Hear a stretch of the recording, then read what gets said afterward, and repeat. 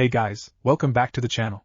This is a story about what if Naruto has harem with Hinata, Ino and Sakura. Before I start, please support for more amazing content, and do consider subscribing to my channel and share this video with your friends. This is written by Violent Werewolf-Dark Prince, and link in description and support writer. Let's start the video. Chapter 1, Altering Envisioned. It was weird. Naruto had always known he'd die before becoming a genin. Mizuki. How could you? Iruka-sensei had arrived too late, unfortunately. Naruto lay on the ground, a Fuma shuriken sticking out of his stomach, and pierced slightly through his back. That was beyond painful. Each breath he took burned and filled his lungs and mouth with blood. His vision started blurring. At least he'll die knowing someone tried to save him. Iruka had dived towards Naruto, but he was just a split second too late. Wait a minute, what did Mizuki just say? Iruka winced as Naruto sputtered. He had heard him. Mizuki had just revealed that Naruto was the Jinchuriki of the nine-tailed fox. The fox? The freaking nine-tailed fox had been in him all along. So many things were rushing through his head at once. Was that the reason the villagers hated him? Was he the only one that didn't know? Then it finally hit him. None of it would matter. He was only minutes, probably seconds away from death. He'd just wait to find the answers in the afterlife. You pathetic mortal. Naruto's eyes shot wide open. However, he wasn't laying in the forest.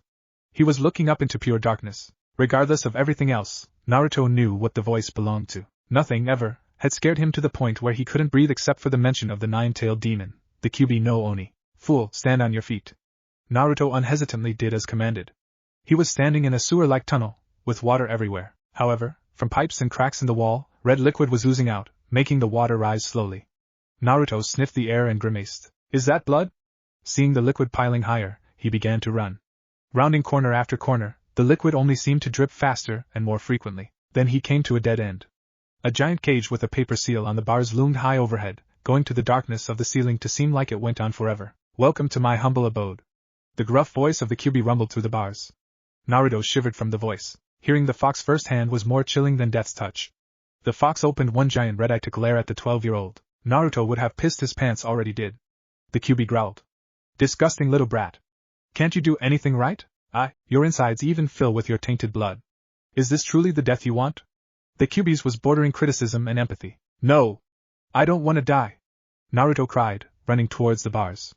The fox rushed forward but was repelled back with twice as much force. The seal glowed for several seconds before returning to normal. Even in your feeble state, that curse seal holds strong. The fox lay down and glared at Naruto again. I thought I could escape and just let you die, but that won't be happening. You will not die here tonight. There is too much for us to accomplish together before I can have the satisfaction of watching the life drain from you. What do you mean us? This is my body and I don't remember inviting you. Naruto yelled, pointing at the fox. Knowing that the seal prevented the fox from coming closer gave him the little boost in courage he needed. You have the gall to speak to me that way, but can't even fight off a few villagers or one low-ranked chunin. The fox chuckled. Very interesting indeed. Naruto was going to reply until he felt something warm drip onto his face. Wiping the thick substance, he saw that it was his own blood. We've wasted too much time. If you want to live, then you will have to let go of all thought for this moment. Why? Naruto growled. If I die here, then you die too. The world will be better off with us both gone. You fool. You will only be giving the satisfaction to those that have wanted you gone from the very beginning. Do you think if you die they will see you as a hero? Ha, that's funny. The reason they all want you dead is because of me. So even in death, my name will live on while you fade away into the nothing that you belong in. The fox began to think of the fact. Nah, death wasn't worth it just yet. Toying with the kid's mind was fun though. Naruto groaned and gritted his teeth. No matter how he thought about it, the fox had made a legitimate point. It was just another reminder of how fucked up life was for him. What do I have to do? He conceded. Absorb one of my tails. Naruto blinked. That's it. No, give me your soul or release me, mumbo jumbo? Ignorant insect, this is no joke, though perhaps releasing me. The fox seemed to laugh to itself as it started thinking of what to do first when it's free. Naruto snapped his fingers. Hello, two entities dying here. Be silent. I warn you now, your chakra is already massive and potent. By adding one tail of my own chakra, you will hold near infinite chakra. However, your control will be as worthless as you, and this is if your body can even handle such a sudden increase of that magnitude. Blah blah. If you don't do it, we both die. Let's at least take a chance to live. HMHM, arrogant and ignorant. Human and demon alike while so young. Naruto pondered for a second why the fox sounded almost normal. That is, until the fox lashed one of its tails at the gate. The seal began to glow and spark. An electric current immediately covered the demon, making him cringe in pain. In the same instance, red sparks fired at Naruto and began to do the same thing. He cried out as the sparks began to lift him in the air. The whisker marks on his cheeks began to bleed. His eyes began to glow red. A tail began to form. As the chakra poured into him, something else did as well. They were flashes, as vivid as day. The huge fluctuation of power was causing him to hallucinate, or so he thought. The first thing he saw was himself wearing a leaf headband. Everything in between blurred until it showed him with his two classmates, Sakura and Sasuke. They were taking a picture with a masked, silver-haired man reading a book. He could even hear what was being said. Team 7, Jonin instructor Hatake Kakashi. Though everything in between blurred, he held it all in. The little things such as which shoe he put on first every morning to how many times he ate ramen, a constant in this vision. Then he was on a foggy bridge, in a glass mirror dome-like jutsu. He and Sasuke were fighting someone by the name of Haku, another blur. A test called the Chunin exams. Sand ninjas named Temari, Gaara, and Kankuro appeared. Gaara was a Jinchuriki just like himself. A fight with Kiba. Someone named Niji. Someone named Lee getting seriously injured. Konoha attacked by Orochimaru. Then a pause. The third Hokage's funeral. The vision had been constantly speeding up. Toad Sage Jiraiya. Learning the Rasengan after being neglected by Kakashi. Meeting Sasuke's brother, Itachi. Tsunade and Shizen. Sasuke wanting to fight. Sasuke leaving. A fight at a place called the Valley of the End. Blurring visions. Rescuing the Sand Shinobi Gaara from an Akatsuki member named Deidara. Another pause. Fighting Orochimaru. Another pause. Jiraiya's death. Then it all stopped completely, lingering on one vision. Konohagakure, the village hidden in leaves, was no more. In the middle of the desolate battlefield, the Hyuga girl, Hinata was her name, had just admitted to being in love with him. She rushes in, attacking a man with orange hair, Pain. The last thing shown was Pain killing Hinata. What in the... Mizuki cocked an eyebrow at the scene unfolding in front of him. Iruka turned around as well and cringed. Naruto was being pushed to his feet by bubbling red chakra. Once completely up, he hunched over, letting the giant shuriken fall from his body. The chakra began to solidify, forming ears and one long tail. Naruto Iruka stuttered. It's still me, Iruka-sensei. Naruto's voice sounded tired, and older. His eyes, now feral and red, lingered on the ground as if holding back tears. Go. Do what you must, until it is my turn. The fox slowly laid down, panting heavily as the tail that he had gave to Naruto began to blow away as dust. Iruka looked on, both amazed and horrified. You really are a demon? Mizuki called, drawing his second giant shuriken. Naruto, get! Before Iruka could finish, Naruto had become a red blur. He was right in front of Mizuki. You're the demon. Betraying the village for Orochimaru. Mizuki jumped back and threw the weapon. Naruto easily smacked it away with a chakra claw. Then he soared at the traitor. Spinning, he slammed a chakra tail into Mizuki's gut, making him plummet towards the ground. Landing on a tree for only a split second, Naruto gracefully leaped into the sky until he looked like he was floating in front of the moon. A hand above his head, he turned head first as he began to fall towards the downed Chunin. Chakra began to form and spin in his outstretched palm. Rasengan! The ground shook and wind blew out in all directions from the impact. Iruka covered his eyes as the wind blew dust up. As it cleared, he looked to see Naruto standing over an unconscious Mizuki. Naruto, he was once again cut off as Naruto coughed up blood, the wounds from earlier gushing, and then collapsed to the ground. Beyond the heart and mind, a calling far greater than foretold in legend. Will I be able to find you if I come looking? I don't know. Will you want to be found? Why then? Why did you choose us?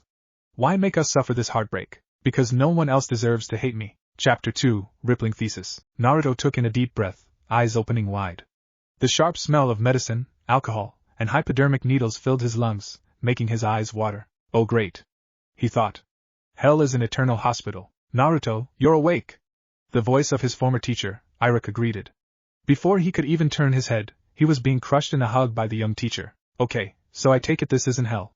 What's going on? You've been in a coma for a week, Naruto. You haven't been hurt that bad since you were 6. Naruto's eyes dilated. Again? He thought remorsefully. How, after you knocked out Mizuki, you succumbed to your wounds? I brought you straight here. Naruto's eyes widened again. He had beat Mizuki, which meant all those things he saw. No, it couldn't be. Look! Your friends brought you stuff. Iruka said, drawing Naruto's attention to the cards and gifts on the table by his bed. What? Naruto picked up a large bouquet of flowers. Those are from Shikamaru, Ino, and Shuji. Ino too? Naruto asked skeptically. Yeah, she works with her parents in their flower shop. Naruto shrugged. She's never cared about me. I bet Shikamaru and Shuji made her do it. Iruka frowned. Ino may have disliked Naruto in the academy, but he had seen genuine concern when she had come to drop of the flowers. He was understanding just how much the little stuff people did affected Naruto. That one must be from Kiba. Naruto chuckled. It was a large bone with bark well sewn carved into it. Then Naruto unintentionally teared up. A small brown box sat on the side of the table, almost hidden by everything else. He recognized the box way too clearly for comfort. It was the healing herbs Hinata had given him during the Chunin exams. "Who's that one from?" he asked, only to confirm what he knew was becoming a living nightmare. "That one is actually from Hinata Hyuga. She's the quiet girl that sits in the back of class all the time." Naruto slowly began to cry, making Iruka panic. Hey. Naruto, what's wrong? What was he supposed to say? "Oh, nothing, just seeing the one person who could have given me the life I wanted killed in a vision of the future." Naruto instantly stopped crying and looked up blankly, mouth agape. He had seen into the future. "You okay?" Iruka asked, checking his temperature. "I'm fine." It was more than a statement. He was completely fine. Outside of feeling ready to run around Konoha 5,000 times, that wasn't natural. But he had just realized what he was presented with. "I can stop it. I can save Hinata-chan." "No, I can save everyone." "I can." "Naruto, there's something I want to ask you." Iruka snapped him from his thoughts. Naruto shook his head and looked up. Seeing the distraught look on his former sensei's face, he knew what it was about. What happened in the forest last week?" "I know, Iruka-sensei." He sighed. "I guess learning about the fox so suddenly kind of made me upset, and my anger pulled me into where the fox is sealed. Then it gave me chakra to stop Mizuki." "That's not good." "No. It was because the fox knows if I die, it dies too. If it would have given me too much chakra, my body would have exploded, and we both would have died. If it hadn't given me enough, then I probably would have bled to death before you got me here." Iruka's eyebrows scrunched. Naruto was way too nonchalant with his answers. Naruto saw the hesitation in his face, and quickly decided to change the subject. "Hey, Iruka-sensei, if I've been out for a week, then haven't the genin teams been picked already?" Not only was this a change of subject, but if the teams turn out the way he thinks they are, then those visions were real, and he had gotten a chance that no one else probably had. "Yeah, that's right. Ino, Shikamaru, and Chuji are a squad, ironically, just like their parents. Shino, Aburame, Hinata, and Kiba are on a squad too." Naruto paled and got excited all at the same time. He was scared because some creepy shit had happened to him, but excited about being given the chance to change, well, everything. "Oh, and I've got a surprise for you." Iruka pulled out a small scroll and handed it to Naruto. Naruto unraveled the scroll and a seal greeted him. Biting his thumb, he ran it over the center. Iruka's eyes widened once again. "Naruto, how do you know how to work that blood seal?" Naruto froze. "I read up on it at the library. This design looks familiar, but I don't remember from where." Naruto knew the seal because Jiraiya had given him several scrolls with the same seal. The only problem was that Naruto still didn't get why his blood worked on that certain seal and no one else's. From reading up, he did learn that blood seals were for family members only, so the seal had to have been created by one of his parents. Jiraiya had never told him who it was though. Odd, Iruka thought. Hokage-sama said this seal was from the fourth Hokage and that he had taken extra care not to let Naruto see it. So how did he know? Whoa! Hitate! And it's black. Wait, so this means, yep, you're a ninja, Naruto. The Hokage thought that we should reward you after stopping a traitor. Iruka was happy to see Naruto enthusiastic. Technically, it was the only thing he had done since waking up that made Iruka remember that he was still just a child. Oh, so Gigi knows about what happened. Yeah, Iruka sighed. But he understands Naruto. He actually hopes you aren't too mad with him for not telling you about the Kyuubi soon. Naruto knew he couldn't be mad. Not while knowing what could happen to the third during the Chunin exams. Oh, and you're on Team 7, along with Sakura Haruno and Sasuke Uchiha. Iruka thought Naruto would have been ecstatic about being on a team with Sakura, or at least upset about being with Sasuke. Instead, all Naruto did was nod once in acknowledgement, and looked out the window. Something's definitely wrong. Iruka thought to himself. Naruto on his part was thinking of the future with his team. Now 100% sure the visions were real, he knew that not one person on his team liked him at the moment. Oddly enough, Sasuke was probably the only one who'd actually have respect for him. According to his vision, Sakura was still in her extreme Sasuke fangirl stage and wouldn't be getting out of it for his, unless he did something about it. And Kakashi-sensei was going to think he was incapable of being a ninja until after the Chunin exams. Now thinking about it, it really hurt. To have the people he considered family look down on him like that. But that was just it. It hadn't happened yet. They weren't his family yet, but he had all the feelings and emotions of himself in the future. That was very large, very scary drawback. Naruto, I'm going to get going, so I'll make sure to let everyone know you're better, alright? Yeah, thanks Iruka-sensei. As Iruka left, Naruto began to think about his options. Of course he couldn't tell anyone about the future thing. They'd think he was crazy, or worse, controlled by the Kyuubi, so he had to act like he was still an ignorant genin. Okay, that wouldn't be hard, seeing as his chakra was indeed shit. He knew the only reason he was able to form a Rasengan against Mizuki was because of the fox's chakra still transferring to his body. What had Jiraiya called it in one of his vision? A cloak? The Kyuubi's veil?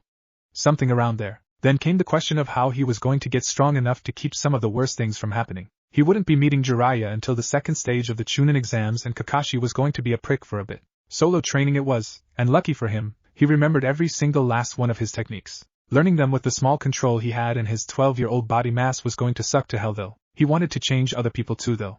One thing for certain, he had to get Sakura's head out of Sasuke's ass and fast. That was going to be a challenge. Maybe he could get Ino to become a better ninja too, that way she and her team would have a better chance at preventing Asuma's death. Neji definitely needed work, or at least a friend. Naruto was not looking forward to hearing all his rants on fate. Which brought him to his biggest concern. Hinata was the first person he needed to change. He'd be damned if he had to watch Neji hurt her again. So wait, what's the first thing we did? Naruto thought back. Then he slyly grinned.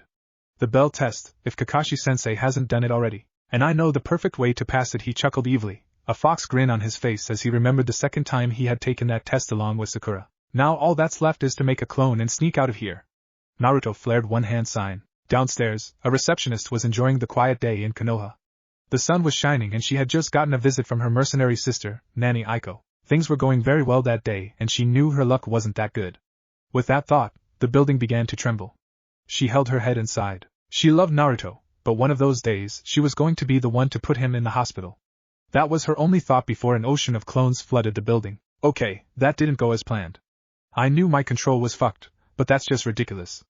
Naruto had slipped out, using his clone ocean as cover. He sighed as he looked around the village.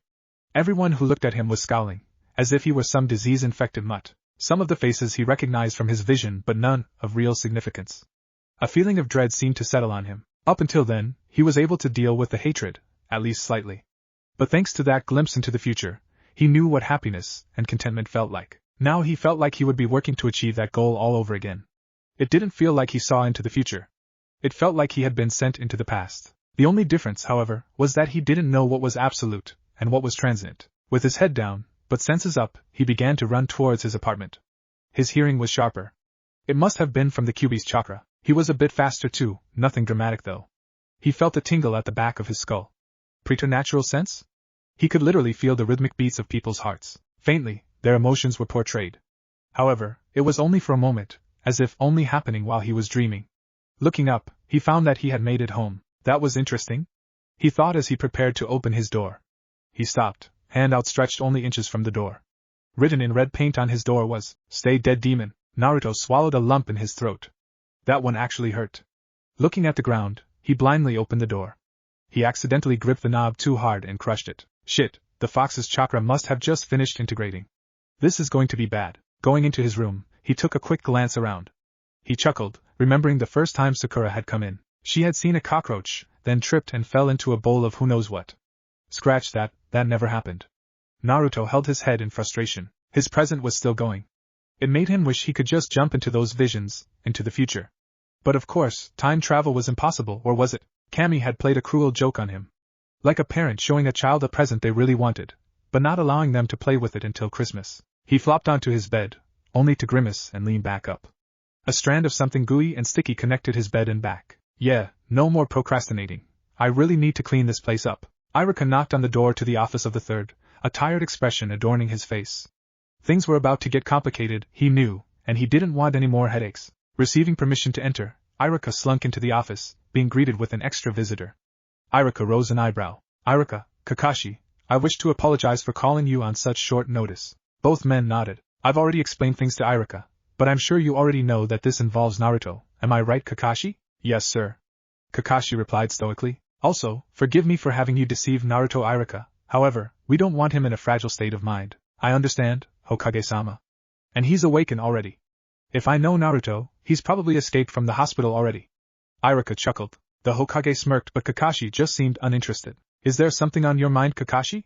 The third asked, leaning back with his pipe. Just awaiting your orders, Lord Hokage. Iruka frowned.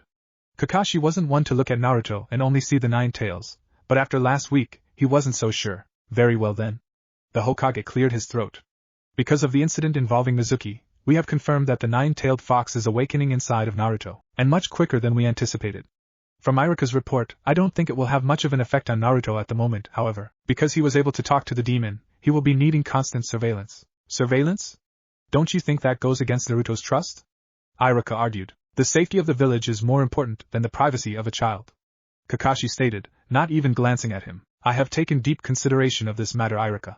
I have only chosen you and Kakashi for the job. Irika couldn't reply and sighed.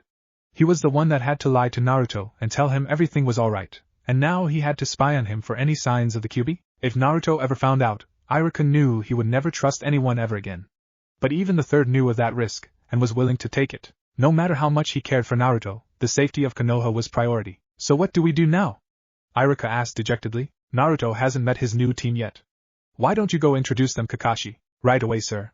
The masked Jonin disappeared in a puff of smoke. I understand your concerns for Naruto, Irika, but this is a matter dealing with the Kyuubi and I cannot afford to take any chances. You know this very well. Yeah, I do, Irika stated coldly, the scar on his face reflecting his darkening mood. Naruto looked around his apartment, sleeves rolled up and mop in his hand. Everything was sparkling. Sheesh, this is what I put my clones through when I have them clean up. No wonder they're so rude sometimes. He smirked to himself. Regardless of that thought, he felt pretty damn good for someone who had a hole in them a week ago and was in a coma until that morning. As he went to lay back down, a knock sounded at his door. Won't be ashamed to let anyone in here anymore. He happily opened the door with a, hey, how's it? He froze, slowly looking up into the lazy eye of Konoha's copycat ninja, a creepy cyclops. A quick, instant second release of ki was followed by Kakashi's eye smile. How's it going? I'm Kakashi Hataki, your Jonin instructor. Sweet, I have a cyclops as a sensei. Another release of ki. No, Naruto, I'm not a cyclops. Then why is your eye covered? That's a secret. Then why do you have a mask? That's also a secret. And why? Naruto, do you want to go on a mission? Hell yeah. Your first mission is to get to Training Ground 7 without saying a single word. Think you can do it? Of course. I mean, he nodded. Then he darted off towards the training ground. Kakashi lazily glanced as the blonde ran. He'll never make it to the main road silently. As soon as Kakashi thought that, Naruto screamed. I think I laid it on too thick, Naruto thought as he jogged towards the training ground. Smirking, he threw his head back and howled. Okay, now I laid it on too thick. He was only trying to keep himself occupied. If he didn't, then he'd start thinking about the future, and he really didn't feel like being depressed at the moment. Besides, he needed training, and what better way to do it than to mooch. Technically, he didn't actually need Kakashi to teach him anything. He just needed tips. He arrived at the training ground and found both Sakura and Sasuke waiting. Oh great, Naruto's here. He heard Sakura sarcastically call. He knew that was going to get old real quick. As he expected, Sasuke ignored them both altogether. Naruto kept his smile, only to look the part but didn't speak to either one of them.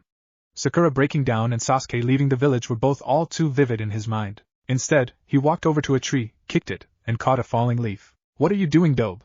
Sasuke asked, only interested in the fact that Naruto didn't latch onto Sakura like a security blanket. I'm going to practice chakra control until Sensei arrives. Baka, he could show up at any minute.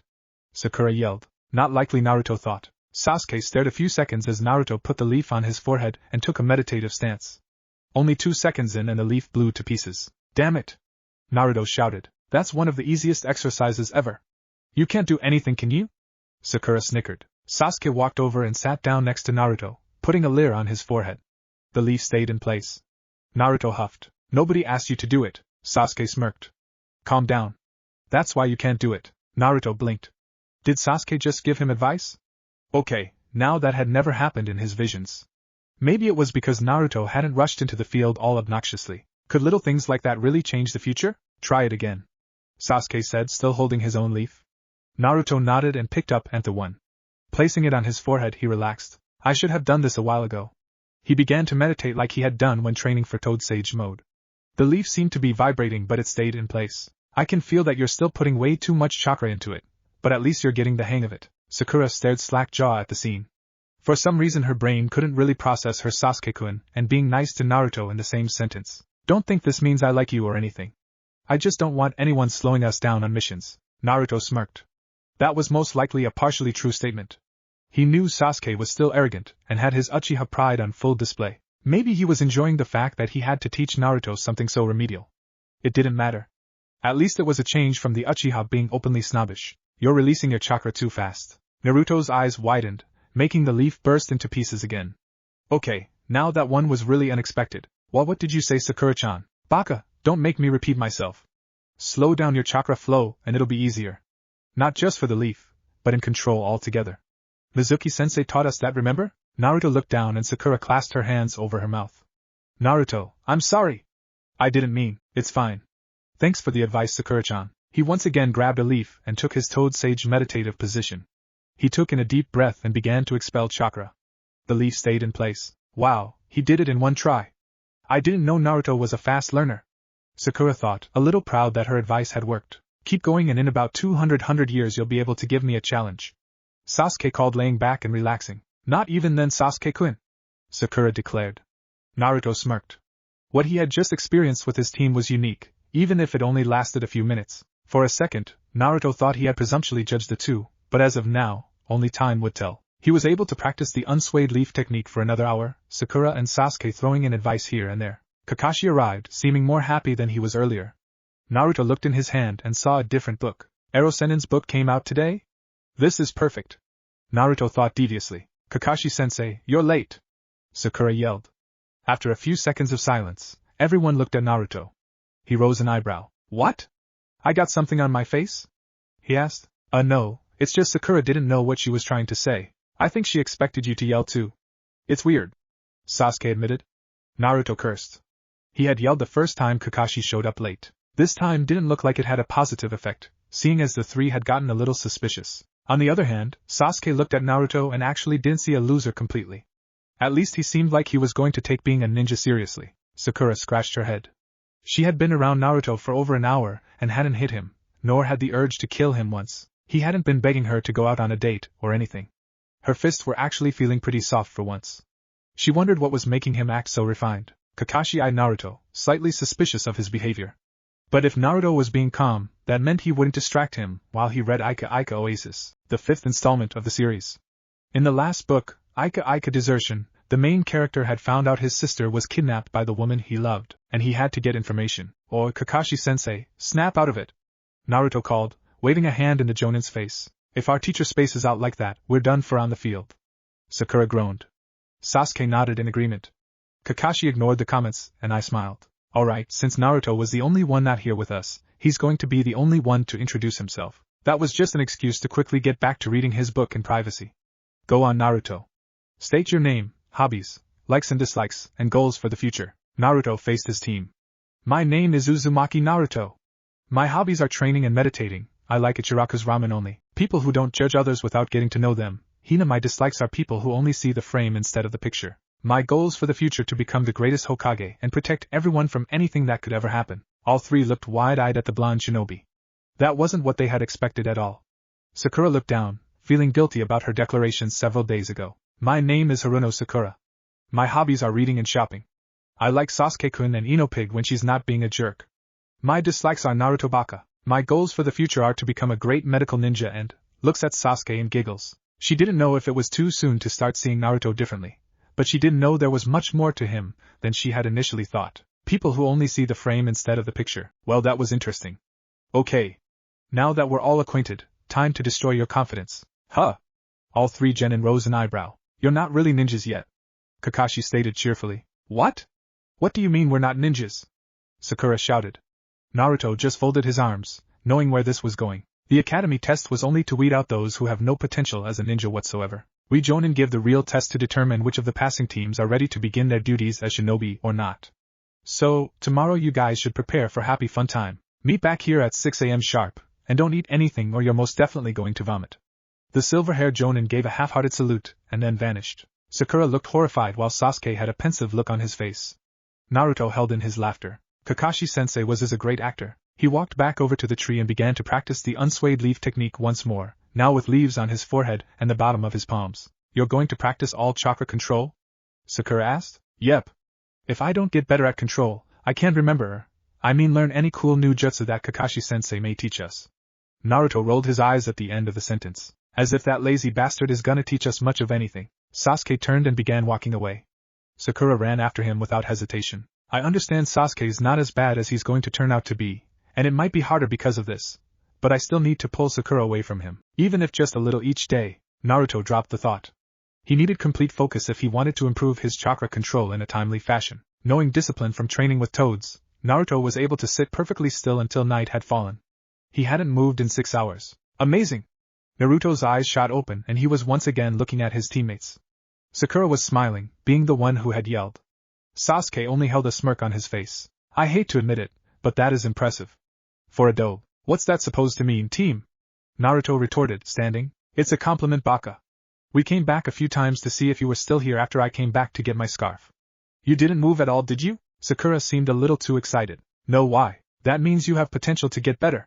You won't be dead weight after all. Naruto didn't know whether to be insulted or gratified.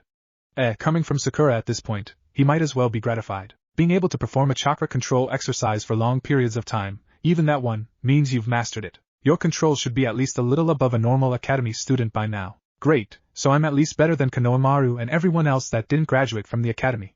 He thought sarcastically. Well, if his control was past academy level, that meant he could probably make a few solid bunshins. Kage bunshin no jutsu. A poof of smoke appeared next to Naruto, and out stepped 4 perfect clones. Good job, Naruto. Sakura congratulated him. Naruto looked at the clone, finally looking at himself. The whisker marks on his cheeks were a little darker, and his hair seemed a tad bit spikier. Maybe even a little longer too. In honesty, he looked a few months older, though it wasn't too noticeable. Too bad it did nothing to his height. Now that I think about it, what happened to the fox? I haven't heard from it since I got its tail. Great, now I have to add See the Fox to my agenda. But first, time to break out some of Jiraiya-sensei's old training techniques. By tomorrow, I'll be back at Chunin exam strength. Then, maybe I'll be able to stop Orochimaru from killing the third. Just wait, Uzumaki Naruto is going to change history. After everything we've been through, you're just going to throw it away? I'll never throw it away. My future, my past, I'll take it all with me. And what will we have? What will you leave us? You said that no matter what happened we could always call on you. You said you'd be here for us forever. Forever is eternity. I will be there for you, all of you, for all eternity. Okay, because of the circumstances that prevented me from posting this chapter sooner, I'm going to give a sneak peek at the next chapter of Day by Day. So I see that all 3 of you decided to take the evaluation. But there is one more catch though. You have 2 choices. You can forfeit right now and go back to the academy to try and become ninja next year. He paused for dramatic build-up, watching the 3 preteens' faces show no sign of quitting. Or if you take this test and fail, you will be denied entrance into the Konohagaku Shinobi Corps forever. Sasuke and Sakura's eyes widened in horror. Naruto stared blankly ahead. If he was right, then no one would say anything. However, some things had already changed. He didn't know what to expect at the moment. A quick glance at his teammates gave him his answer. Sasuke looked disgruntled, but Naruto knew his Uchiha pride would never let him back down. Sakura, however, looked a bit too nervous. Naruto's worst fears came to life as he saw her swallow and begin speaking. Kakashi-sensei, I think we should resign until next year. Naruto isn't ready for this yet, and that's all you get for free. Already in the typing process for this chapter, and since I'll be at this library more, you can expect faster updates. Until later, Akito. Chapter 3, Transient Overture. So what did you think of Naruto? Iruka asked his gray-haired friend, leaning on the side of the Hokage building. He had awaited Kakashi's arrival so they could enter the building together. Hello to you too, Iruka-san. The Jonin greeted lazily and put away the Ika book. Actually, it wasn't at all what I expected. He seemed mature, much more than he was a few weeks ago, or yesterday morning for that matter. How so? Iruka asked, raising an eyebrow as they entered the building. It's a possibility that something happened between his trip from his apartment to the training ground, but I'm guessing he's just showing how good of an actor he is. He explained everything that had happened the day prior, from Naruto's apartment to dismissing them at the training ground. Iruka listened, nodding his head at several comments. Naruto has been acting strange lately, but so far it doesn't seem for the worse. He hasn't done anything much differently than usual either. It wasn't just because of that. Kakashi continued. When he first opened the door, I saw the same goofy prankster that we're used to. But once he saw me, his eyes changed. It was only for a split second, but I saw so much. They were still the eyes of an adolescent, but one that had seen bloodshed, had known carnage and pain, and even war, grief, satisfaction, everything except love was there. And I saw it without even using my Sharingan. Kakashi felt a chill down his spine, but they weren't the eyes of the Kyuubi. I still felt warmth in those eyes. Kakashi had felt more than warmth. He felt accusations, but he didn't know of what. Even more confusing, he felt forgiveness. In any case, I feel that nothing's wrong at all. Iruka stated obviously, making the copycat Nin narrow his eyes. Then he sighed. I suppose you're right. Maybe he's just trying to cope with the knowledge of the Kyuubi. Which is pretty much what you want me to say to the Hokage, right? I just think that a little more observation is needed before we can really say anything that will affect Naruto's future. For a split second, Iruka felt weird saying that. He didn't know why, but it felt like he had gone light-headed for a second. You're right. Besides, it'd be far too troublesome to fill out all the paperwork that would come with it. You've been hanging around Shikaku Nara a little too much, Iruka said with a chuckle as they both entered the third's office. Training grounds. Okay, not what I expected to see early in the morning. Naruto rubbed his eyes as he entered the training grounds, seeing Sasuke helping Sakura with kunai target practice. Is it me, or has Sasuke been in a good mood for the past 2 days? Hey Naruto! Sakura called, waving. Naruto winced, and held his head as a sudden migraine stuck him. Just one little lapse of judgment, and they're acting like jerks again. Naruto stood confused for a second. Was that another vision? It was fuzzy this time though. And he hadn't seen it originally. You okay, Dobe? Sasuke asked, Sakura actually looking concerned as well. Yeah, I guess he walked over and sat under a tree. Maybe all that training last night wore me out. All what training? Sakura asked curiously. I started a new training regimen last night. I was up until 4 trying it out. You shouldn't have done that. What if you're too tired for the test now? Sakura scolded, but not as harsh as usual. No problem, I feel fine. Besides, I can just take a quick nap now before Kakashi-sensei shows up. What if he comes while you're sleeping? Sasuke asked, actually thinking of doing the same thing. I have a hunch that yesterday is going to be a repeating factor. As Naruto said, Kakashi showed up an hour later, and by then, all 3 genin had gotten an extra 45 minutes of sleep. The masked Nin looked over his team, seeing all 3 with confident smirks. So I see that all 3 of you decided to take the evaluation.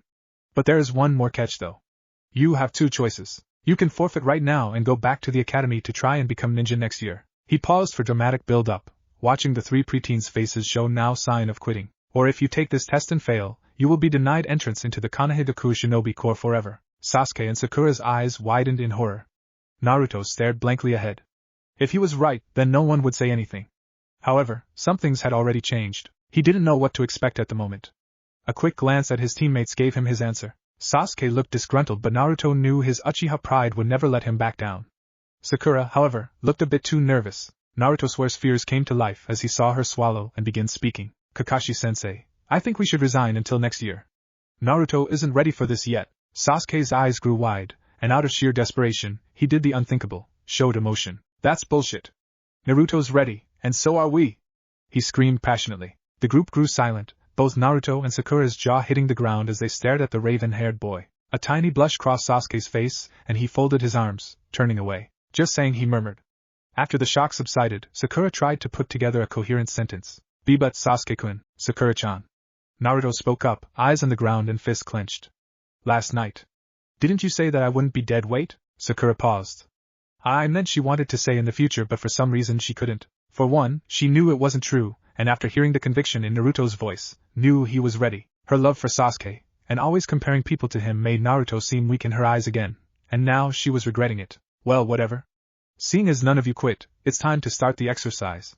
Kakashi spoke nonchalantly. The 3 genin tensed, and Naruto gritted his teeth. I wanted to show off a little before trying to implement the plan, but maybe now that they think I'm the weakest again, I can use this to get out of suspicion with Kakashi-sensei. The way he keeps glaring at me makes it obvious to see that he knows something is up. Besides, I don't have a second to waste, let alone a year. Kakashi explained the test, Naruto sighing in relief that it was the same bell test as before. He knew they wouldn't actually have to get the bells to pass, but it would be a good achievement if they could. From the training regimens that Naruto had done the night before, he knew that he was almost at his strength when he beat Neji, but not quite. He wanted to be able to do it without having to feel like he needed the fox. As it was, he had found out that he couldn't activate the fox's chakra anymore anyway, but by the way his body felt, he was running on 1 tail of chakra, constantly. That meant that the fox was now an 8-tailed bijou, and he was now in the training process to become naturally as strong as he was when he faced Sasuke at the Valley of the End. Are you 3 ready? Kakashist, the bells dangling on his side but his book still in hand. Naruto's eyes widened. Something in his mind was telling him to move. He didn't want to, but it was like his feet were starting to pull forward on their own. Naruto suddenly rushed at Kakashi and threw a kick.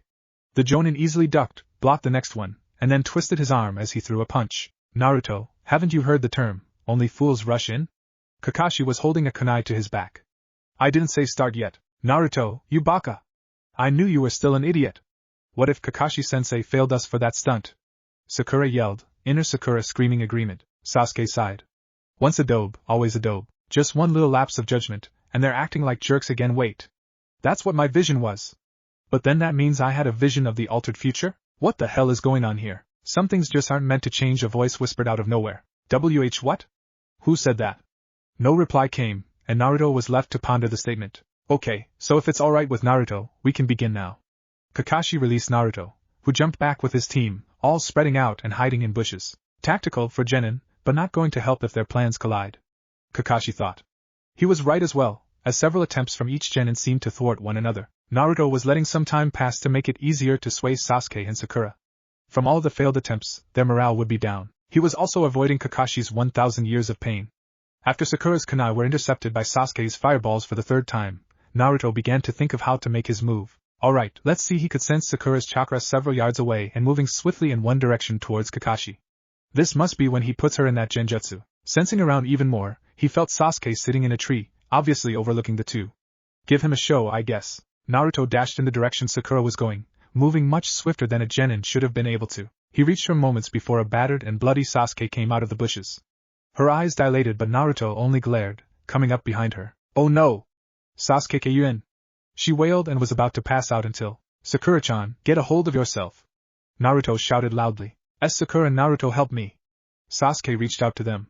Sakura didn't pass out due to Naruto's yell, and prepared to run to him. Kai! Naruto called and the Sasuke vanished. Sakura stopped in her tracks. What? A genjutsu? She said, looking around. Of course it was. How come you didn't notice that, Sakura-chan? He was actually accusing her but made it sound like he honestly wanted to know. Sakura blushed, and scratched the back of her head. That's because I knew, but I was going to trick Kakashi-sensei. Yeah, that's it. She chuckled nervously.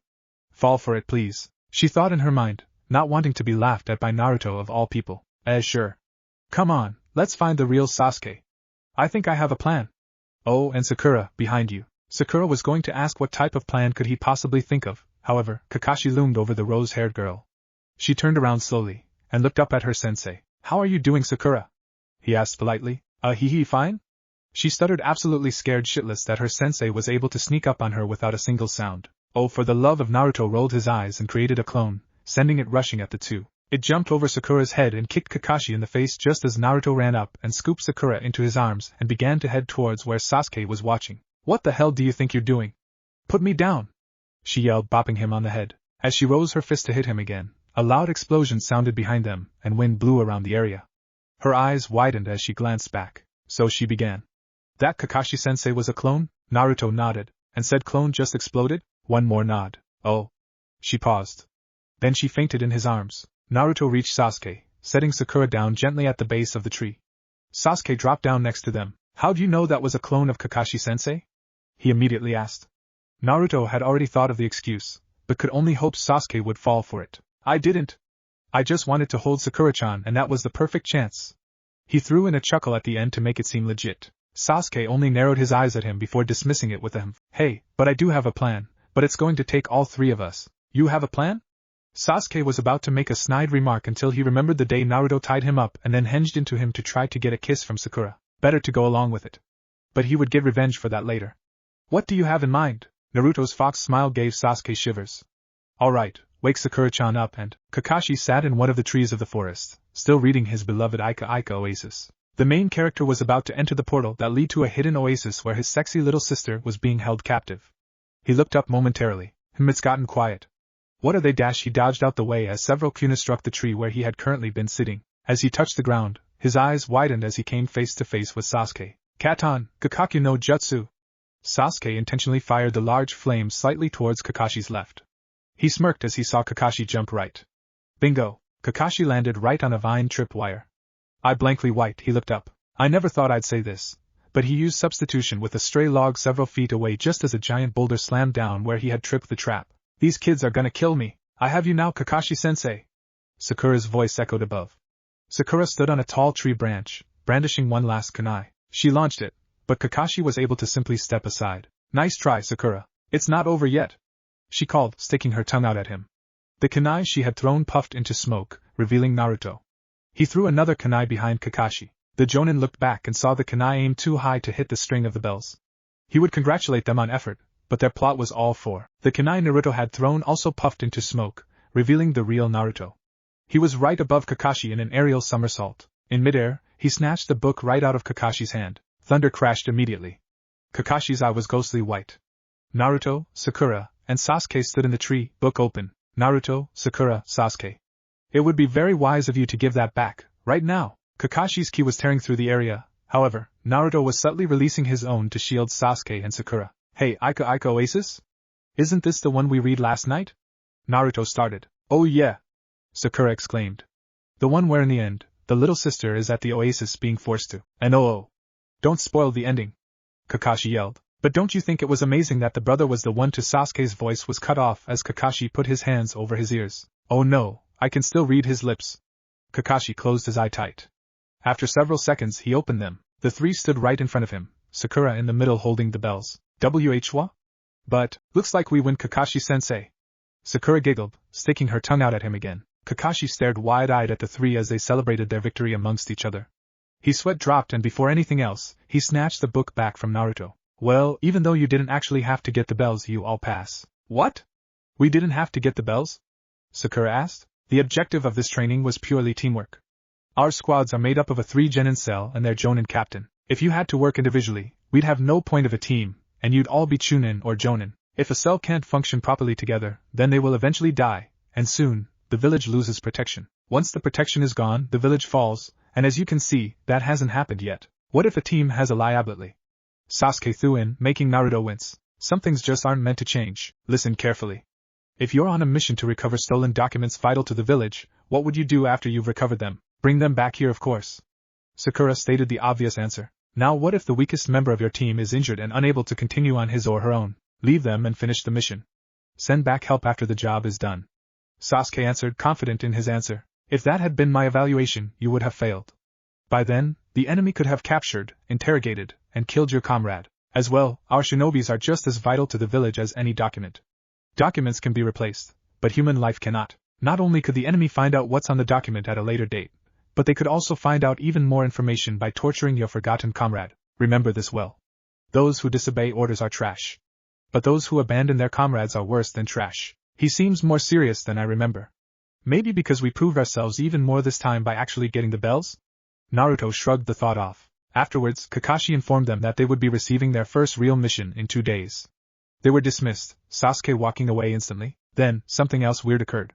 Sakura stopped just before she was about to follow Sasuke. She glanced back at Naruto, whom was looking up at the sky with his hands in his pockets. He thought of that whole plan, and he saved me when Kakashi-sensei was using genjutsu. And when he created that clone looking closer, she saw a tear in Naruto's eye. Maybe Sakura once again found herself at a lose for words. Instead she shook her head and ran down the path after Sasuke. After he knew that she was gone, Naruto began to walk along slowly. I wonder what that was about, he sighed. 2 days, huh? Plenty of time for training, but maybe I should get a move on. The next big thing that happens is a flash of Haku and Zabuza enters his mind. What should I do then? I know I can beat Haku, and probably talk him into coming with us, but what about Zabuza? He'll cut me clean in two if I come near him. Naruto passed the thought up, hoping that by the time they get the mission, he'd be able to fairly, or at least, almost fairly fight the barbaric swordsman. Maybe I can find Hinata-chan. I can sense her chakra somewhere near here over there. Naruto looked towards a tree surrounded by thick bushes. His sharp hearing picked up on a faint eep. Hinata hid behind the tree, heart racing. She swallowed the lump that had formed in her throat and took deep breaths. Oh my! Did Naruto-kun see me? She slowly peered from behind the tree again. He's gone! Where did he? Whatcha doing, Hinata-chan? Naruto called behind her. Hinata eeped again, spun around and tripped backwards out of the bushes. When did he get behind me? And did he call me dash? You okay, Hinata-chan? Naruto asked, offering the tomato-faced princess a hand. He did it again. This better not be Kiba playing a prank. Hinata thought and closed her eyes, putting her hands together in the ram hand seal. Kai! She called. Naruto chuckled. This isn't a genjutsu, Hinata-chan. Come on, get up. Hinata opened her eyes and her face couldn't be any more red. Kids these days. Have you no shame? Doing it in the bushes too? An old lady said as she walked by. Everyone's doing it. Boys are doing it with girls. Girls are doing it with other girls. Some people even get into groups and do it. Ahem. Naruto cleared his throat, now blushing as bad as Hinata. The two old people shrugged and walked away. Hinata took Naruto's hand, forcing herself to stay conscious. Arigato, Naruto-kun. What are you doing? Actually, I was hoping to find someone to train with me for the rest of today. Are you free? He asked hopefully. Hinata's heart skipped a beat. Naruto-kun wants me to train with him? What do I say? Naruto saw Hinata space out and chuckled, waiting patiently. After a moment, Hinata took a breath and turned to him. She bowed. It would be a great honor to train with you, Naruto-kun.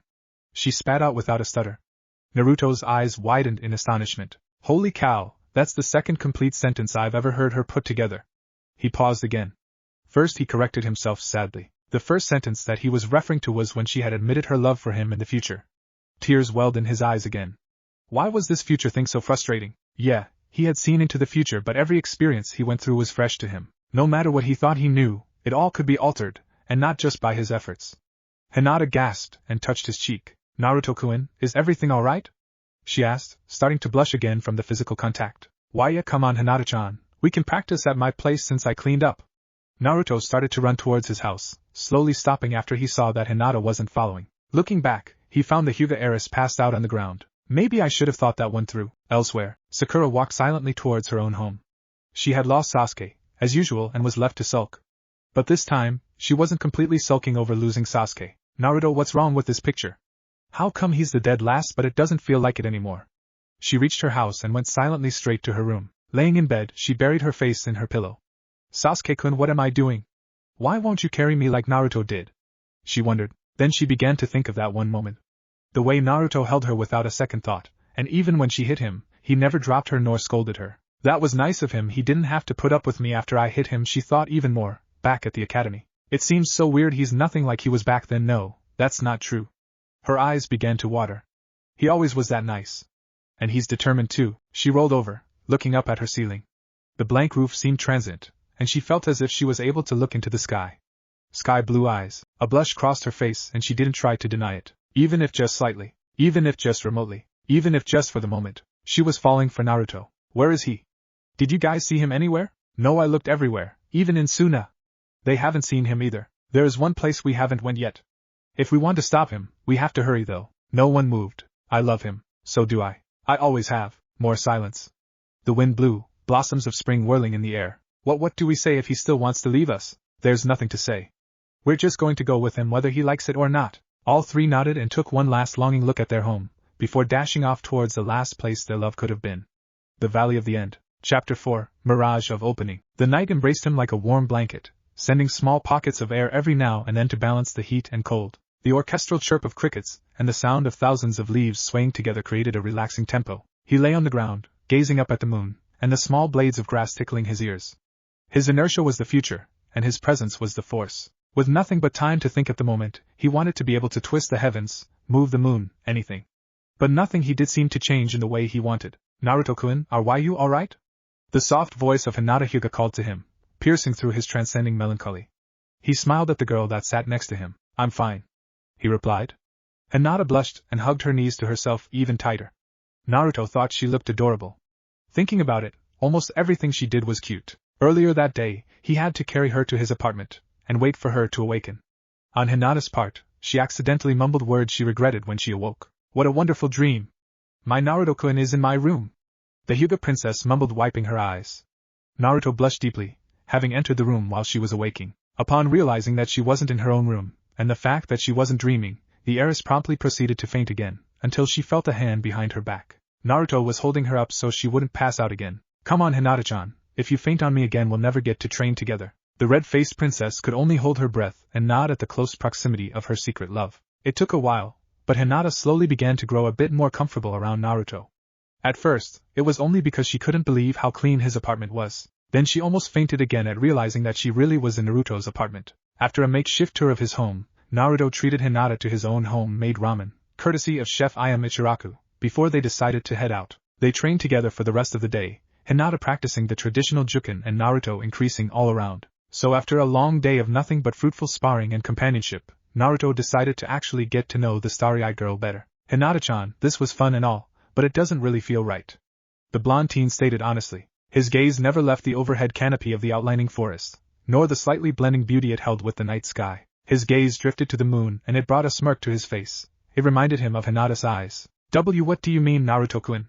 Aren't we sparring partners? She asked, only slightly realizing the way it sounded. It was only then when she realized what Naruto meant. Well, we're friends, aren't we? I mean, today we just randomly decided to spar together. We didn't even really talk, not even in the academy. Like, what do you want to do when you're older, and what about your family?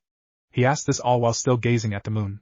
It was funny, he didn't remember doing stuff like this in his visions. Maybe because he did honestly have to be more refined. I guess we kind of got caught up in the moment, Hinata said and tried to smile to ease the tension that was slowly building. It worked, as she noticed Naruto visibly relax and close his eyes. Well, I guess what I want to do in the future is become a great kunoichi. I want to be able to protect my friends and family, and prove to everyone that I'm a capable ninja. She blushed, leaving out the part where she hoped he would be in her future as well. That's weird, Naruto stated nonchalantly, making the Hyuga heiress pale, and tears well in her eyes.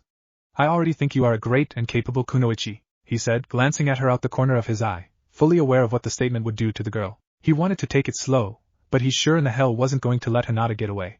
They could be friends for a while, but sooner or later, he wanted to make her his. That way, Pain wouldn't be able to. Arigato, Naruto-kun. It's getting late. And maybe we should head back? She suggested. Naruto frowned but agreed anyway. He hadn't learned anything about her, at least, not anything that he didn't already know. Wait, Hinata-chan. There's something else. Naruto leaned onto his elbows. You use the juken really well, but it's too rigid of a taijutsu for you. Hinata pouted in confusion. What do you mean, Naruto-kun? It's the only taijutsu that my clan uses. Naruto remembered the newer techniques that Hinata had used in the future, and some of the ones that she had created herself. He knew that she would eventually have a Suiton affinity which would most likely lead to her developing such new skills. Then be different. Do you already know your elemental affinity? Hinata nodded, a slightly solemn look adorning her face. Hi, it's water. I'm the only Hyuga outside of my mother to ever have a water affinity. Naruto could tell that it wasn't a good thing for her. Most likely, the Hyuga were mostly a Doton-based clan, Earth. It was evident by their rigid fighting style and stoic demeanor, while Hinata's body was more flexible and fluent, along with her emotions, just like water. Naruto smiled at the girl, snapping his fingers a few times to get her attention. Hey, don't do that. You're too pretty to be all frowned up like that. His words had the desired effect as her face took on the hue of a rose, but her lips curled into a tiny smile regardless. Arigato Naruto-kun. Like I was saying, since you have a water affinity, you won't be able to use the traditional juken as well as the rest of your clan. You're too fast and fluent for it. You can improve it, Hinata-chan, and make a style that not even your father could surpass. Well, with training of course. Do you really think I can, Naruto-kun? She didn't want to get ahead of herself. Listening to Naruto, the short explanation did make sense. She had come to the conclusion several times on her own, but never had she dared to change tradition. However, being around Naruto was seeming to give her a huge confidence boost, one that she hadn't felt since the times of her mother. Of course you can. As long as you don't give up and don't let anyone stand in your way. As far as I'm concerned, you're the strongest genin kunoichi in Konoha, and one of the strongest genin as well. Pretty sure you can kick my ass if you got serious. Hinata blushed deeply at his words of encouragement. No one had shown that much faith in her in a long time. It brought tears to her eyes. The feeling was even greater because it was Naruto of all people giving her this encouragement. With a resolute nod, Hinata's eyes, for the first time in years, shone fierce determination. Already her mind was going through several scenarios of new techniques and fluent patterns to incorporate into her fighting style. Can I walk you home, Hinata-chan?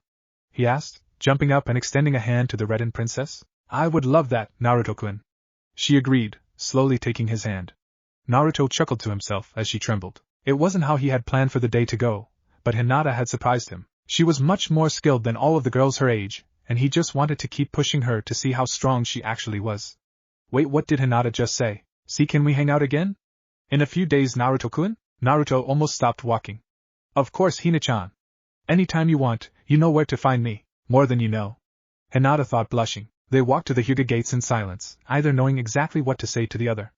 Hinata hadn't expected to spend the day with the blonde shinobi. She even wondered how she managed to go the whole day while only fainting once around him. This is it, Naruto-kun. I guess I'll see you later. Alright. See ya, Hinata-chan. Hinata prepared to turn and go into the mansion. However, Naruto gently grabbed her shoulder and in the same instant, planted a small kiss on her cheek. Hinata froze, eyes wide. Naruto grinned and dashed off back towards his own home. Hinata slowly turned around, opened the gate and walked back towards the mansion. Silently opening the door, she walked up to her room. Her little sister, Hanabi, stood right in front of her room, smirking arrogantly. So where have you been, Nei-san? She sarcastically added Nei-san, showing no respect for her older sister. Hinata didn't reply, angering Hanabi. I said, where have you thought a Nei-san? Naruto smirked to himself, as he reached his apartment. It was a last-minute thought, but he was sure that kiss let Hinata know how he felt. I will save you this time, Hinata-chan. We'll get stronger together. He thought as he entered the building. Kicking off his sandals and tossing aside his vest, he flopped onto his bed. Alright, so what's on the agenda now? He closed his eyes, slowly drifting to sleep. I guess it's that time. A chill went down Naruto's spine. He opened his eyes and found himself in front of the Kyuubi's cage. The ground was no longer covered in water, but everything else remained unchanged. However, Naruto couldn't see the Kyuubi inside the cage. Hey fox! You here? You damn well better be! He yelled. A grumbling sound echoed from behind the bars and Naruto knew the fox was still imprisoned. Go away, Kit. What? Why? Giving up a tail hurt your pride or something? Naruto chuckled, feeling no regret in taunting the fox. I saved your life, you insolent fool. You'd better show a little gratitude. Naruto sighed. Yeah, the fox had saved his life. But come on, it was the nine-tailed demon, the thing that had attacked and damn near destroyed Konoha. Add that to the fact that it was the reason most of his life turned out to be bullshit, and seeing it suffer wasn't as bad as it seemed. Fine, fox. By the way, what's the deal with these visions? I'm seeing into the future, and you never told me that was part of the deal. It is a side effect, nothing more. Everything you saw is what is supposed to happen. Naruto scowled. That's not true. Some things have already changed. And I know, Hinata-chan. I said it's what's supposed to happen, not what will happen. You can change some things if you try hard enough. Some things, however, are determined by nature itself. Nature, no. I won't accept Hinata-chan's death. I'll save her and everyone else. If that is all you wanted to know, then leave. I want to sleep for a few years. A few years? What about the Chunin exams? And Sasuke? Naruto asked in a panic voice. You have one tail of my chakra coursing through your tainted veins, don't you? You are smart enough to get stronger on your own to defeat the Hyuga and the Uchiha. Now be gone. Your voice annoys me. The fox went silent and Naruto was pulled from his mind. However, the Kyuubi opened one eye after Naruto was already gone. It looked back at its swaying tails. It only had 7 left. In the real world, Naruto groaned and turned over in bed. Great, now what do I do? He thought, trying to fall asleep completely. However, as he closed his eyes, he felt himself being forcefully pulled. Opening his eyes again, he found himself on the ground, several black rods sticking into him and pinning him to the ground. What the hell? He tried to move, but the pain stopped him immediately. What's going on here? I'm just being selfish. Hinata-chan? No. Not again. Why am I still seeing this if it's not going to happen? Naruto screamed in his mind. Some things just aren't meant to change. You showed me the right way, Naruto-kun. You were there for me. You helped me get stronger. No. Hinata-chan. It won't end like this, I promise you. His voice wouldn't come out, and he could still feel the pain from the stakes in his body. I was always chasing you, wanting to overtake you. I just wanted to walk with you. You gave me that, Naruto-kun. I just wish I would have told you then. We never got together still? Why? As if she had heard him, Hinata kept talking. I'm sorry, father never allowed it, Naruto-kun, but seeing you whenever I got the chance kept me going. And Hayashi? Naruto was on the verge of tears. I'm not afraid to die protecting you because Naruto closed his eyes, cringing as tears stung his cheeks. Love you? Hinata-chan. The rain settled over Konoha like a bad omen. 2 days prior, an appalling standstill left the village in melancholy. No one knew it happened except one blonde shinobi. Now, on the morning of the 3rd day, the rain was pouring like saban. The Jinchuriki had yet to leave his apartment. A knock sounded at his door. Someone was knocking again. It was the 3rd time. He hesitantly stood on 2 shaken legs. The vision 2 days ago, it had left him traumatized. To see it again, with even more clarity, with even more feeling, it was as if he was actually there that time. Naruto, open the door. Sakura's voice called just as a crash of thunder sounded. Not knowing what else to do, he slowly opened it, instantly stepping aside to let the bubblegum-haired Kunoichi inside. Letting down the umbrella she held, Sakura paused for a second, taking in the clean apartment she hadn't expected to see. Getting over it after a second, she turned to the pale blonde. No wonder you didn't show up to training, you look terribly sick. Naruto looked at his hands and indeed, he was as pale as paper.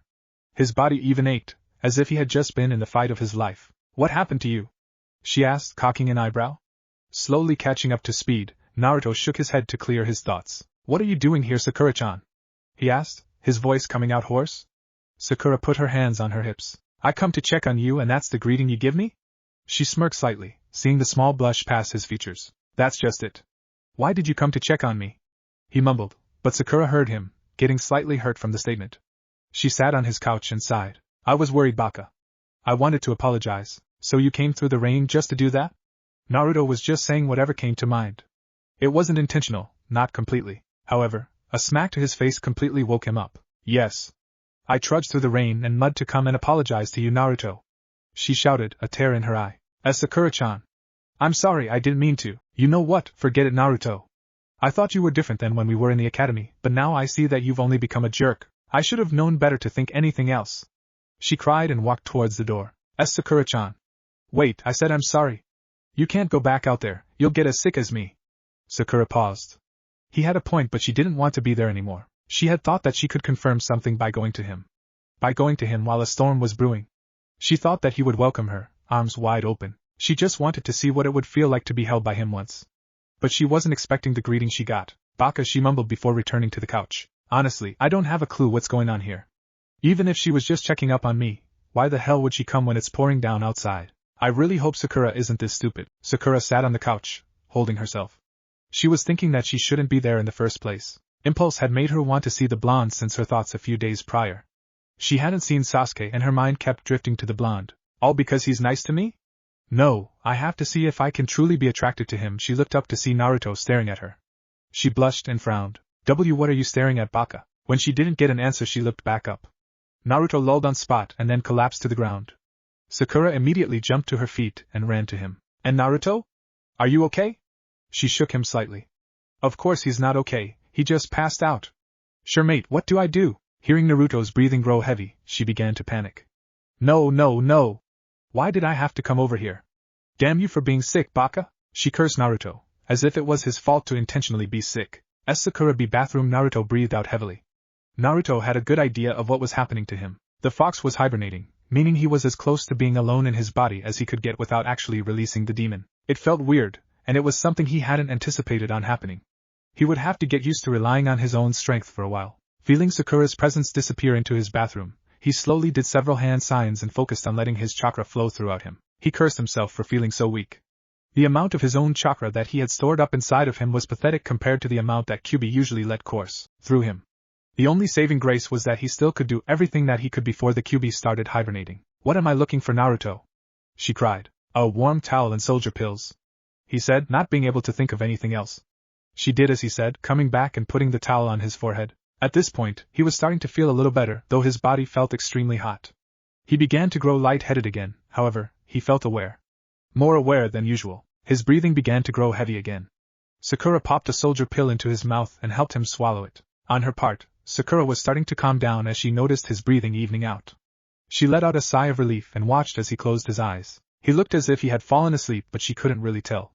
A small blush found its way to her face again when she realized how innocent he looked in this state. Calm, peaceful, and cute even. Hesitantly, she reached out and stroked one of his whiskered cheeks, flinching as he shuddered from the touch. When she moved her hand away, his face followed, almost as if he didn't want the touch to end. Blushing even more, Sakura looked away, finding interest in the abundant space of Naruto's apartment.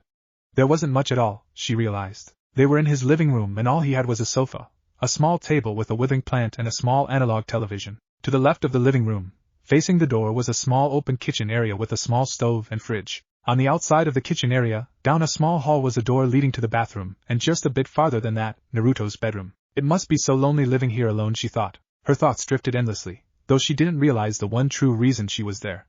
Sakura was at the age where girls dreamed. There was no way for her to realize that what she was starting to feel for Naruto was the same thing she was feeling for Sasuke, a crush. It wasn't a strong emotion, nothing even close to love. Maybe even the base forms of lust. She was attracted to a simple thing, and that made the adolescent preteen want to pursue those small, warm feelings. This was not something that was rare, or even personal. If someone like Shikamaru or even Kiba would have shown some emotion like Sasuke or Naruto, Sakura may have been attracted to them as well. These thoughts eluded her, however, which in turn led to the blooming crush that she now had on Naruto. Her future faded that very instant. Sakura Haruno's path into the absolute future had become transient. A small wind blew over her, making her shiver. Naruto cringed as well. She felt his head and rubbed his cheek again, seeing that it made him calm down. However, he was burning up, like he had a fever. The boom of thunder outside let her know she was most likely going to be made into temporary caretaker for the night, but for some reason that didn't bother her at all. Getting up and going to his room, she pulled the covers from his bed and the single pillow he had. She blushed as his scent was powerful there. It was the first time she had been in a boy's room too. Unlike the rest of the house, it was slightly messy. A few clothes were scattered about here and there, and a cup or two of ramen sat discarded on the floor and dresser. Moving back out into the living room area, she saw that Naruto had sat up, his right arm on his knee. He looked weak, like he was having a hard time moving. Are you alright, Naruto? Don't force yourself if you're still feeling sick. Naruto just made a small huffing sound before trying to stand. Sakura put the blanket and pillow onto the sofa before helping him. She moved him to the couch and sat next to him. Thanks, Sakura-chan, he mumbled out before leaning his head on her shoulder and quickly falling back asleep. This is really weird, she thought to herself, yet the whole time she couldn't deny that she was enjoying the closeness. This is something that she had always pictured doing with Sasuke, and it made her feel a little insecure. Almost as if she were cheating on Sasuke.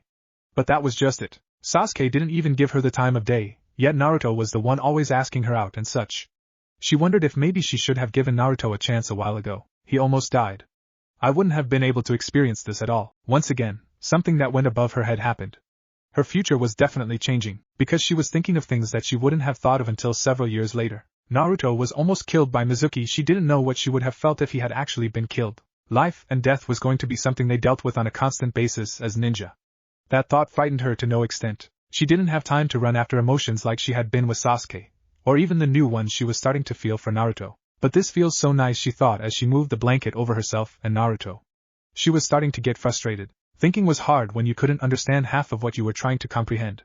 Even more, she had been wanting to be held by Naruto, not hold him. But for the life of her, she couldn't see a problem with it as much as she wanted to. After exhausting her tolerance for the unknown for one day, Sakura slowly closed her eyes, her own head leaned against Naruto. In only a matter of seconds she was asleep as well. She was reading.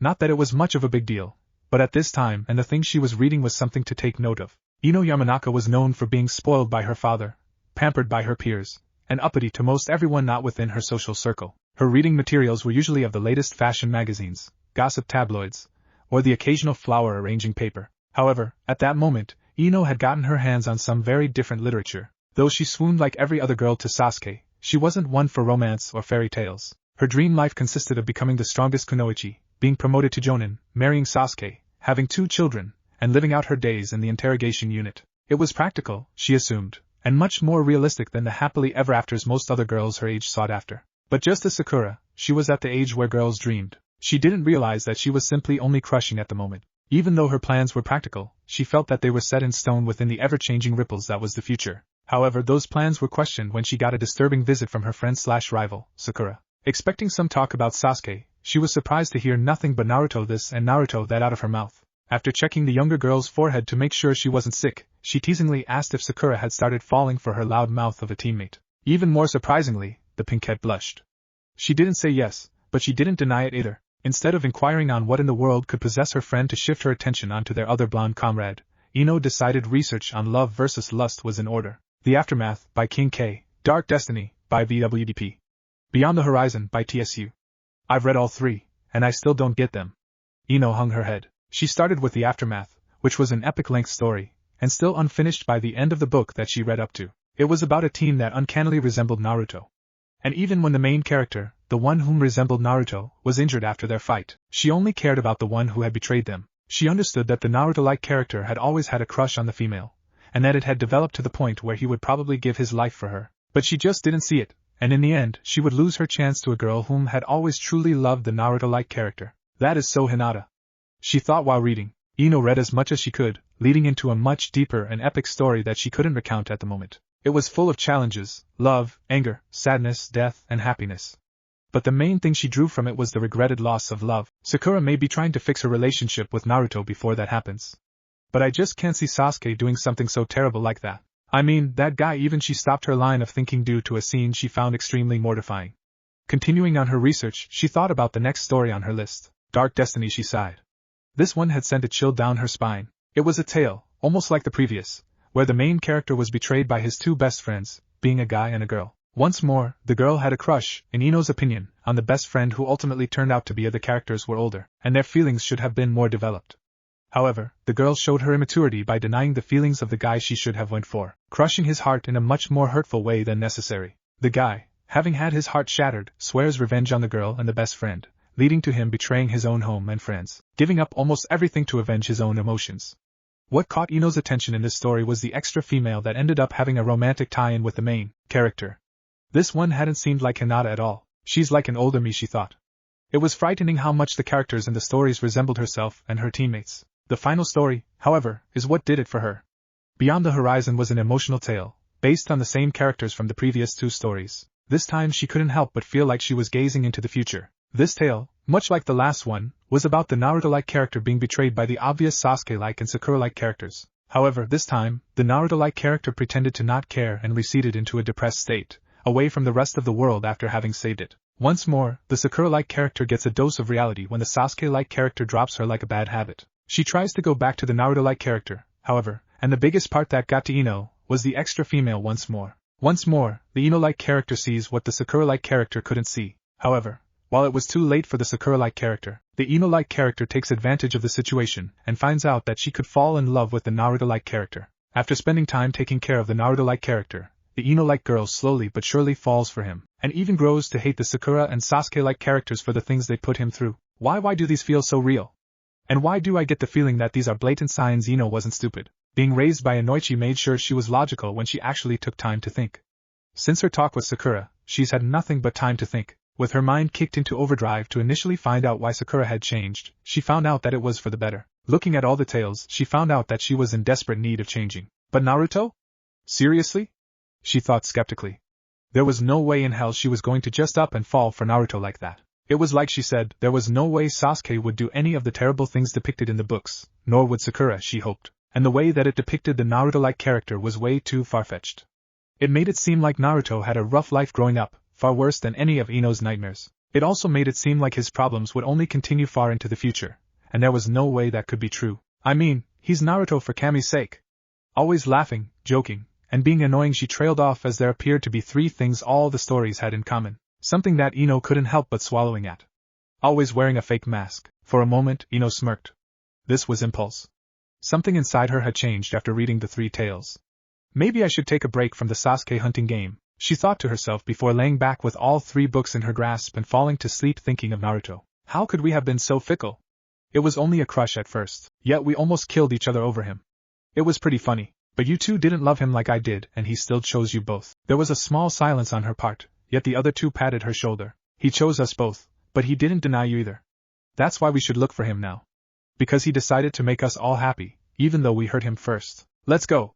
We'll show him that as fickle as our younger hearts were, our hearts now beat only for the one we love. And they'll beat on, now and forever. We're coming for you, Naruto-kun. Chapter 5, First Act of Transparent Affection. Her heart ached a bit. Even after her quality time with Naruto 2 days prior, she wished to be near him. She had even gone over to his apartment, showing an initiative that she didn't even know she had herself. However, after knocking on the door for several minutes, she was disheartened to get no answer. Even with the little courage she had, for some reason, she couldn't build up the courage to actually call out to him, to announce that it was her that was there. After standing in front of his door for almost 10 minutes, she swallowed the forming lump in her throat and began to head home before the tremendous downpour started up again. Unfortunately, she wasn't to be so lucky.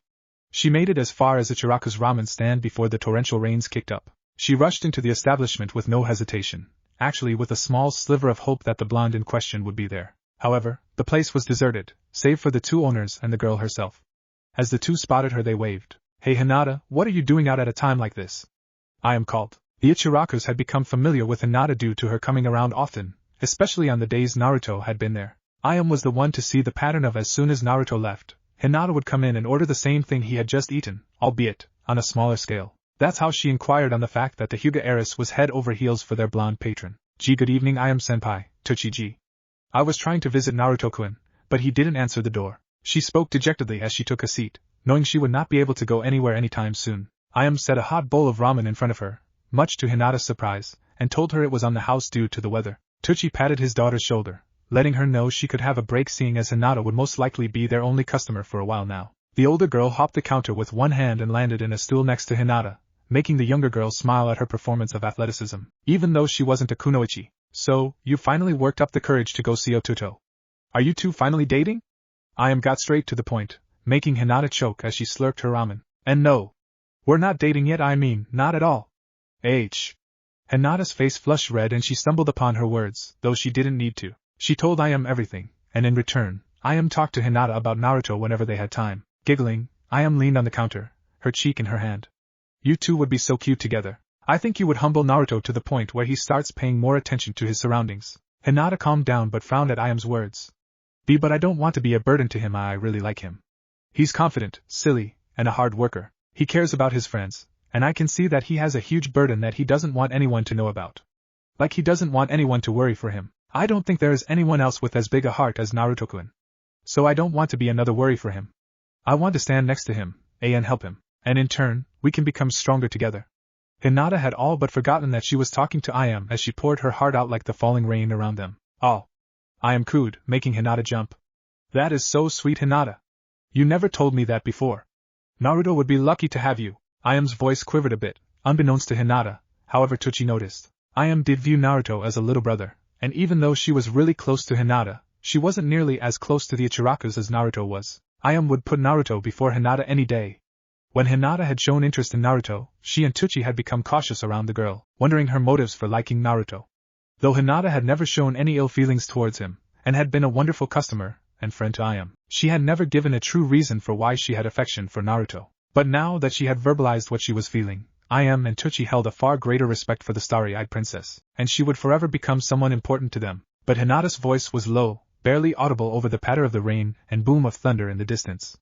Naruto-kun he likes Sakura-san. Though she said this, her mind drifted back to the kiss Naruto had given her a few days back. She couldn't deny that he was obviously into her, but she couldn't be sure just how into her. The kiss did more to confuse her than to instill a sense of acknowledgement within her, no matter how much she truly wanted to believe her chances had risen with the blonde-haired teen. It was only because just a few weeks ago, Naruto had been completely into Sakura, and like always, hadn't given Hinata the time of day. Hinata was drawn from her thoughts as she heard Ayam sigh. Is something wrong, senpai?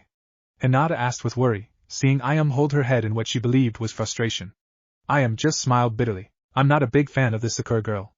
I've seen her a few times, and the few times I've seen her around Naruto, she was turning his already mush brain into liquid air. Ayam was joking, but Hinata could sense the venom within her words. I've never confronted Naruto outright about it, but I've talked to him about this so-called crush. Ayam's smile was completely gone as she began to think about the conversations she had shared with her blonde Otuto. Hinata kept quiet, letting Ayam get her thoughts together. She was curious, but also scared, about what Naruto and Ayam talked about. First off, believe me when I say what Naruto feels for Sakura is just a crush.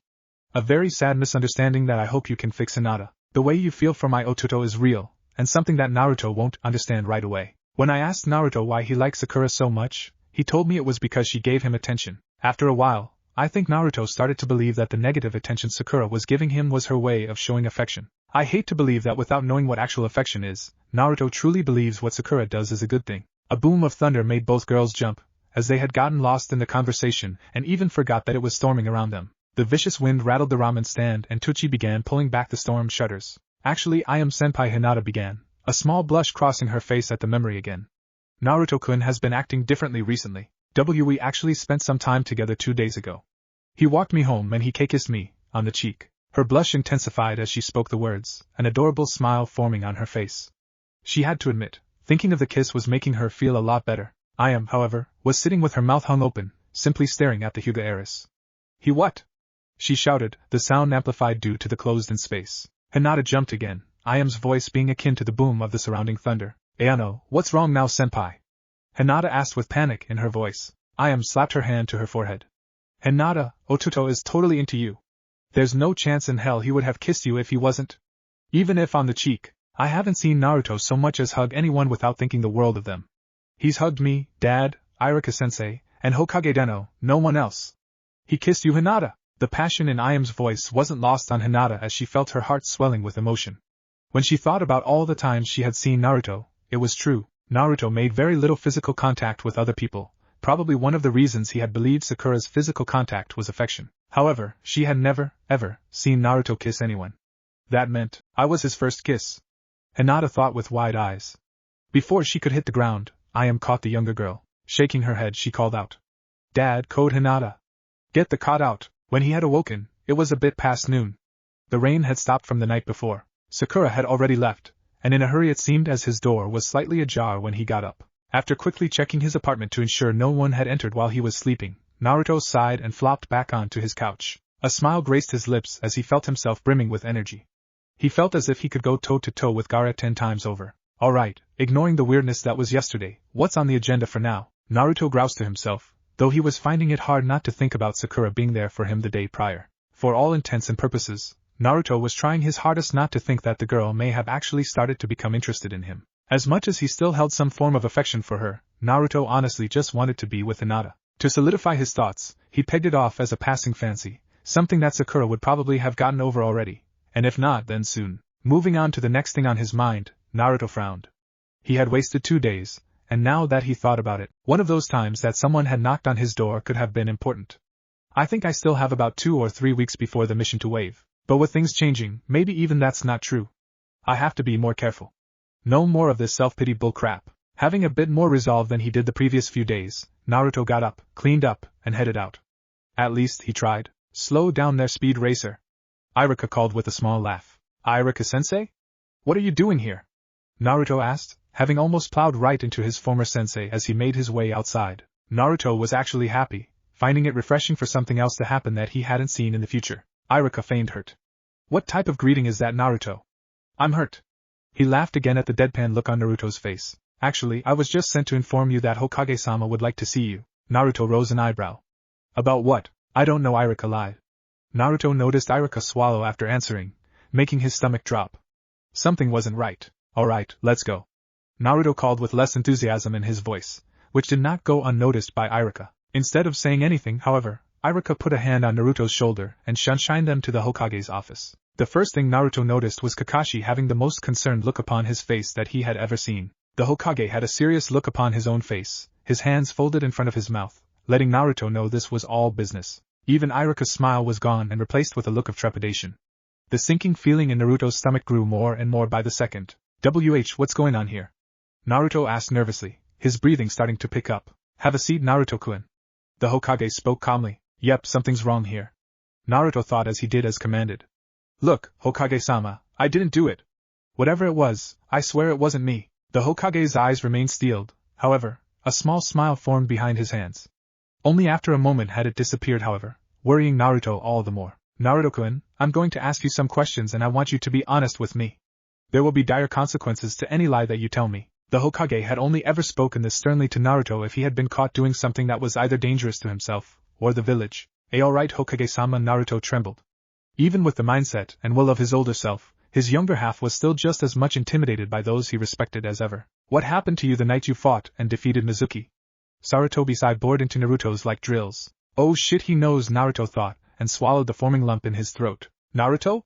Irika called his name and put a hand on his shoulder again, making Naruto flinch at the contact. He looked up at his former sensei to see him smiling sadly, trying his best to reassure Naruto that things would be okay. It helped a little, but Naruto was definitely not looking forward to this conversation, not that he even expected to have the conversation so soon. Taking just a moment longer to calm himself down, Naruto began to retell the entire story, starting from him stealing the forbidden scroll up to the previous night with him and Sakura. Naruto didn't know why he had told so much, but felt good to get things off of his chest. Being the only one to know about the future was starting to become a pain too, and Naruto instantly felt like telling Hinata the truth too, but found that would probably be better done once they got to know each other a bit more. That's the honest to Kami truth, Hokage-sama.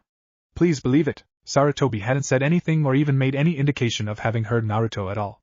Through the entire tale, the Hokage just kept his eyes steeled and on Naruto. Kakashi had frowned quite a bit, especially at hearing that Sasuke deserted the village. Irika of all people was seething in anger, especially at how little he seemed to be around for Naruto in the future. Regardless of whether Naruto was telling the truth or not, he was definitely going to start putting forth more of an effort to be there for his self-proclaimed little brother. After subjecting Naruto to several more seconds of an unreadable glare, Sarutobi sat back in his chair and sighed deeply. I believe you, Naruto-kun, he said, making both Irika and Kakashi pale. Though Irika had already been more inclined to believe Naruto, Kakashi had actually hoped that Naruto's tales were false. It put everything into perspective for him. Naruto was shocked speechless, something that Sarutobi noted he would need to learn to do more often. Seeing the blonde trying to formulate his next words, he awaited patiently. But why?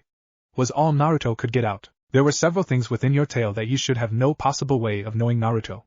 Such as Jiraiya's true nature, his relationship with Tsunade, her apprentice Shizen, and several places throughout the world that you have not visited as of yet. As I am very familiar with the seal the Yondaime placed upon you, I have no doubts that everything you said is true, including the hibernation of the Kyuubi. Main of all, however, is that I have only been informed of Akatsuki by Jiraiya, and no one outside of these four walls has any knowledge of their existence. Naruto was sweating but had gradually began to get happier as Sarutobi explained why he believed him.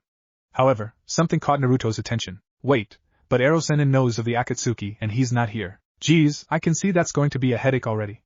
A very familiar voice called out from the shadows. Naruto's heart skipped a beat, and he turned instantly. His eyes widened and tears began to fill them as he took in the visage of Jiraiya, alive and well. Iero Jiraiya-sensei, Naruto mumbled weakly. All of the older shinobi in the room remained quiet, watching Naruto's reaction. Jiraiya-sensei, Naruto shouted and launched himself into Jiraiya's stomach, wrapping his arms tightly around him as best he could. Jiraiya frowned sadly, not able to fully comprehend the affection that Naruto was showing him. He was a bit disappointed with himself for not being able to return the feelings. He was even more disappointed that he knew he should have been in Naruto's life from day one. Settle down, Gaki, there's still a bit more that needs to be discussed. Naruto's grip on Jiraiya weakened. He realized that even though he had what he could call memories of his and Jiraiya's time together, none of it existed. The tone of Jiraiya's voice let him know that he held none of the memories that Naruto had. Naruto looked up at Jiraiya as he let him go, and the sadness in Naruto's eyes almost made Jiraiya's heart stop. Naruto was completely heartbroken. The others would notice as well as Naruto silently took his seat again. Iruka was kicking himself again for not being there for Naruto and what Naruto had explained of the future. Kakashi had resigned himself to remain silent as the discussions continued. He had far too much to think about in regards to his own place within Naruto's future. Naruto the Hokage spoke up. I will be honest with you as well. I ordered Iruka and Kakashi to keep an eye on you after you awoke in the hospital. It was in regard to the Kyuubi. Naruto's eyes drooped even more, however, he did not say anything. The Hokage knew he wouldn't, as since he knew Naruto was telling the truth, he knew Naruto was mature enough for information that would be harder to swallow. He did not like hurting Naruto as he knew he was doing right then, but if not then, things would have only gotten worse. As such, Iruka and Kakashi were positioned as ANBU within your apartment. Naruto's eyes shot open and his mouth fell, letting Sarutobi know he understood what he was saying. The nightmares that you've been having, Naruto, you've been speaking in your sleep. You've said the word Akatsuki and pain several times, as well as calling out Miss Hinata Hyuga's name quite so many times. Despite the revelations, Naruto's mind immediately drifted to his nightmares and his mood dropped even further, only because of the thought that Hinata hadn't been saved. Pain is the leader of Akatsuki, Jiraiya said. That's all I found out about him. But you just gave us a description on his looks and abilities. Even if what you say isn't supposed to happen for another 4 years, this information is invaluable. You're already a hero, Gaki. Jiraiya spoke in hopes of shifting the constantly declining mood of the room. However, Naruto had barely heard him as he looked up and addressed the Hokage. I'm sorry for keeping this all a secret, Gigi. I didn't know how to tell you all without you thinking I was being influenced by the Kyuubi. Naruto spoke honestly and humbly, the pain that he was experiencing from the past few moments seeming to take the life from him. Sarutobi shook his head. It's me that should be apologizing, Naruto. I am glad to know and see that you will grow into a fine young man, even without me there to guide you. Do not be ashamed of feeling the way you did, as you can see that I also jumped to a conclusion. You were more spot on than I would like to admit. Naruto was rightfully guarded against the Hokage. Sarutobi did think Naruto had some of the Kyuubi's influence being imposed on him. However, after their meeting, he knew that was no longer the case. It's also because of this that I wish to tell you the full truth, Naruto. The truth about your mother and father. The tension in the room tripled, more so for Kakashi as he had just recently found out the truth himself. Iruka only knew of the fourth Hokage being Naruto's father, as the Hokage had revealed it to him the night of Mizuki's betrayal. Just as Sarutobi opened his mouth to speak, Naruto was struck by another migraine. This time, however, it was just like the first time he had received visions of the future. Starting from the point Hinata's death this time, images blurred through Naruto's mind, though he was able to comprehend every single scene with uncanny clarity, from meeting Killer Bee to Sakura's false confession to him. However, instead of continuing on, the images began to burn, like pictures being set on fire. They were replaced with Naruto sitting on Hokage Mountain with Hinata on his lap. Then the same scene burned to show Sakura sitting on his lap, and once more it burned to show Ino. They weren't happening at different times. They were different possibilities of the future. When the images began to change again, just like normally, Naruto saw the man with the orange spiral mask. He took his mask off to reveal Obito Uchiha. The name came out in Kakashi's voice. The picture burned away again, this time to reveal the orange-masked man as Naruto himself. In the Hokage's office, the 4 older shinobi had jumped to their feet. Sarutobi had just told Naruto that the 4th Hokage was his father, and Naruto had fainted. However, only moments after, Naruto's eyes shot open and his body began to convulse. A seizure? Iruka asked with fear in his voice. No! Look at his eyes, Jiraiya said. Naruto's eyes were reflecting images, as if he were looking at something that wasn't really there.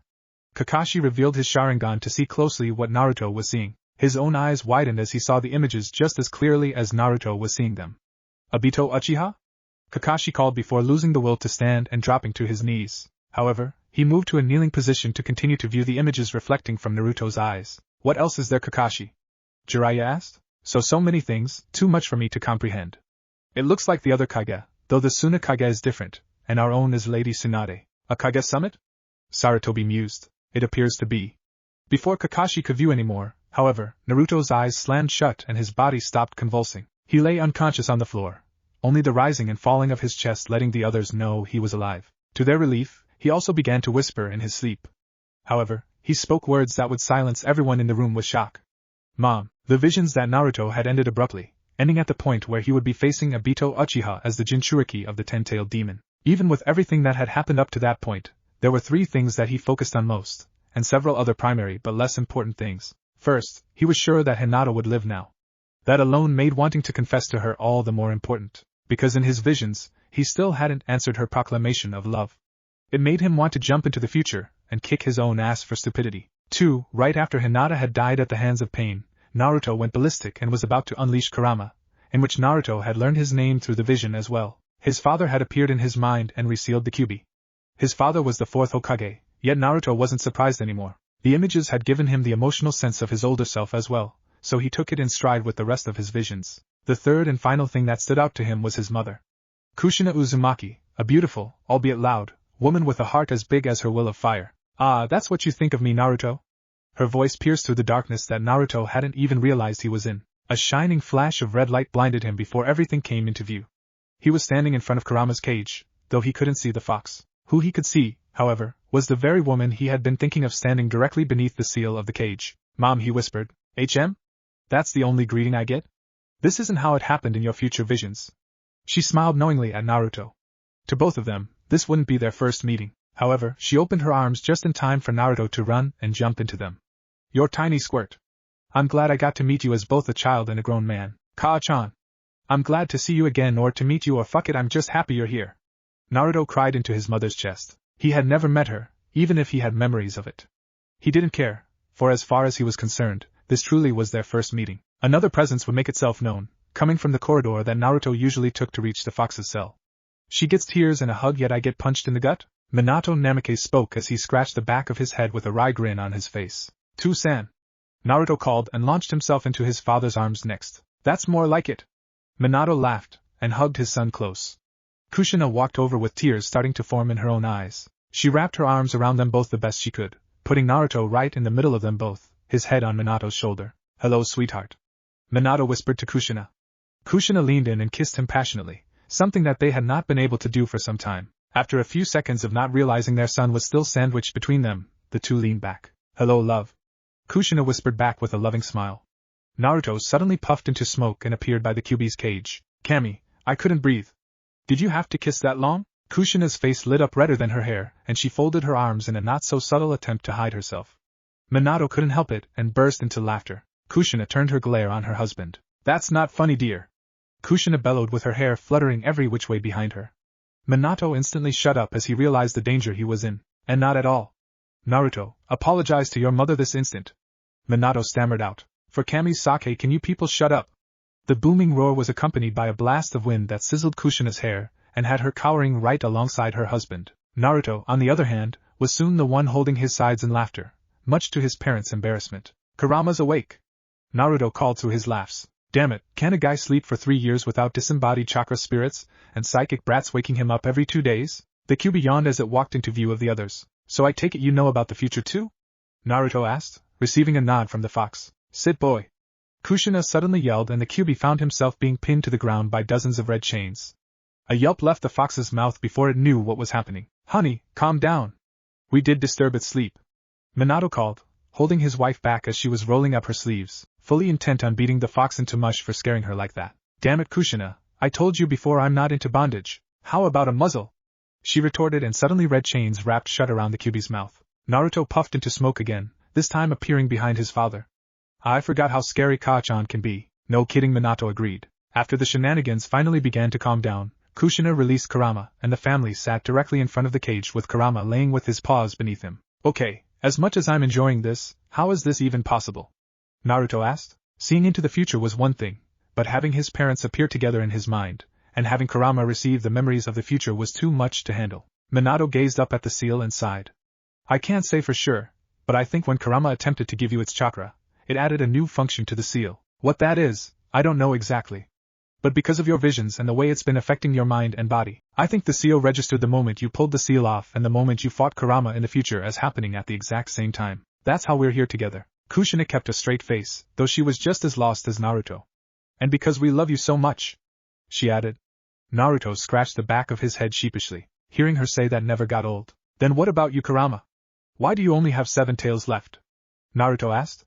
The fox sighed and showed that instead of 7, he was down to 6. What the? It's alright, Kit. I miscalculated. What your father says is right. I accidentally added a new function to the seal. Instead of you unlocking it and taking my chakra like you were supposed to, the seal is going to siphon my chakra into you completely until there is nothing left of me. Every single one of my tails will fade, and then I will follow as well. But doesn't that mean you'll die? Naruto asked the question that he already knew the answer to it. He looked around to his parents, and saw the solemn looks on their faces as well. It was a dumb mistake on my part, Kit, and I deserve what's coming to me. When I saved your life, it was only in my own benefit. But having seen the future with you now, I know that my sacrifice is for a much better cause than my own prolonged existence. At the rate my tails are fading, I will be gone by the time you return from wave. No! Naruto yelled, jumping to his feet. He immediately went to remove the seal, however, chains wrapped around his body, preventing him from moving. Ka-chan? Kushina had her eyes cast down, not wanting to see the hurt on Naruto's face. I'm sorry, Naruto, but can't you see Kurama has accepted his fate? You have no right to change that. But Naruto tried and failed to think of another excuse to try and save the Kyuubi, until he realized that he had no clue if removing the seal would do that either. If I die, that also means that Madara and Obito will never be able to complete Infinite Tsukiyomi either. This is for the best, Naruto. It's not fair. Naruto cried, but made no move to struggle as his mother still had him bound. Just as abruptly as it had been in the Hokage's office, another vision struck Naruto. Naruto was in his apartment. Looking at his calendar, Naruto saw that it was the day of the Chunin exams. As Naruto was silently getting dressed and prepared for the events that he knew were to come, a small yip drew his attention. Turning around, he saw a fox kit ripping his couch cushions to shreds. Ah, come on, Kurama. That's the 4th set this week. Naruto called before he went over to grab the baby fox. The vision would end as he was able to see into the fox kit's eyes and saw the eyes of the Kyuubi. Being inside of Naruto's mind, Kushina, Minato, and Kurama had been able to view the scene. Kushina and Minato glanced lovingly at their son while Kurama remained silent. Naruto shook his head as he came back to reality and attempted to sit down, just to be reminded that he was chained. Kushina released him and moved to hug him before he fell. Naruto didn't say anything, though all present saw that he truly wanted to. You will take care of him, won't you, Naruto? Kurama asked quietly. Once again, Naruto said nothing, turning his face into his mother's chest again as a fresh wave of tears threatened to fall. He will be like my son Naruto. Will you promise to take care of him? Kurama asked just as before. Hi, Naruto whispered. What was that, kit? Hi. Hi, I'll take care of your son Kurama. Naruto shouted out and let loose the tears that had finally broken through. Kushina pulled her son close, knowing that Naruto wasn't just crying over the Kyuubi. He was crying over everything that he had seen and been through, both past and future. The anguish that Naruto had held in from his childhood, and the pain that he hid in the future all congregated at that one moment, and unleashed itself from Naruto's soul, purging it. Minato moved towards them and wrapped them both within a hug as well. With a flash of his eyes, the seal fell away and the cage opened wide. Kurama moved out and laid around them, wrapping them all within his tails. The overwhelming emotions drove Naruto to cry himself to sleep. Even further, Jiraiya sighed as Naruto finished explaining everything that had just happened. The rabbit hole just got deeper and deeper. So you're currently running on 2 tails of power? Iruka asked, trying to keep track of how the seal was working now. Hi. Every week one of Kurama's tails is going to disappear. I'll spend that week absorbing his chakra, and when it finishes, I'll most likely get another complete look at the future. So by the end of next week, I'll be at 3 tails and have another vision. At least, that's how Dad and Kurama explained it. To everyone's delight, Naruto had been alright and seemingly had forgotten about the tense atmosphere that had been prevalent before his little future trip. Even more, Naruto seemed to be happier than they had ever seen him, which in turn brought up everyone's moods. Naruto, can you make a Rasengan right now? Jiraiya asked, his hand on his chin. I can try, Naruto said and held his palm out. To everyone's surprise, Naruto did it effortlessly.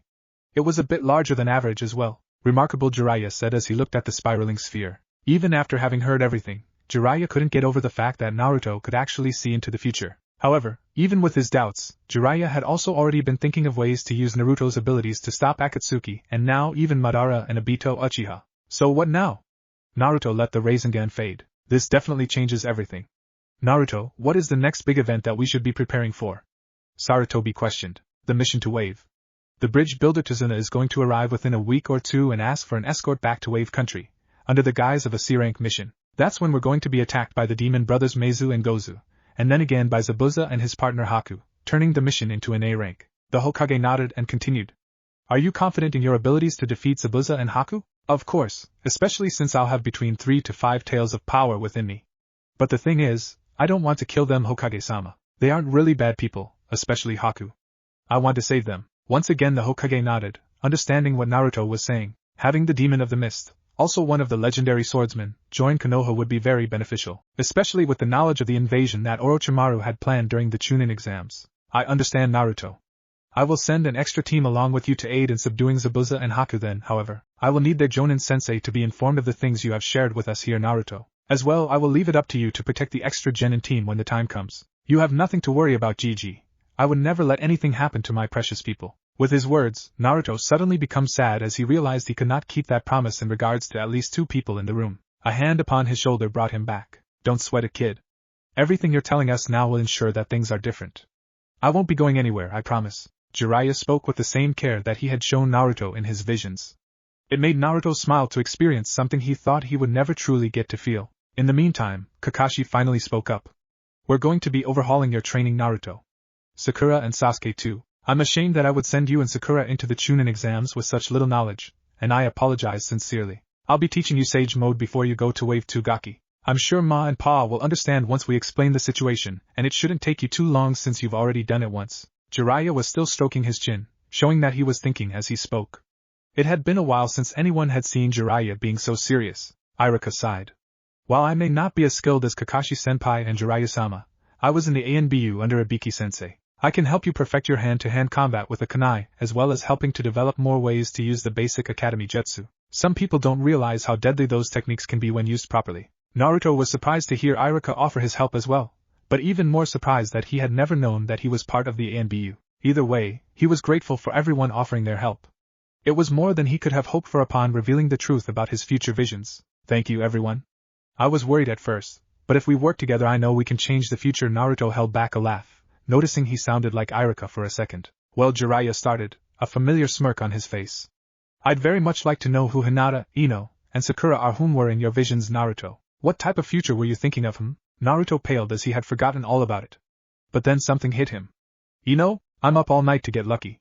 Ino hummed while dancing lightly, watering the flowers at her family's flower shop. Ino did not dream that night, like she had hoped, but woke up feeling far more refreshed than usual. She also realized she had become addicted to reading and was currently in the middle of working overtime so she could afford to buy a Kindle Fire. Just as she knew would happen, she began to understand the 3 tales she had read the night prior. As far as she was concerned now, the tales were different possibilities for their future, and she even took the time before going to work to rename all of the characters with people within their village, albeit there were some she couldn't reference very well. Alright, so if everything I read was forewarning me about the future, I can look forward to Sasuke being a total prick. Okay, so that's not too far-fetched. I can look forward to Sakura being a total bitch towards Naruto, also not too far-fetched. I can look for Hinata being fucking awesome all the time for some reason. Yeah, then I can look forward to being almost as bad as Sakura, correcting myself before hitting rock bottom, and then ending up with the man of my dreams.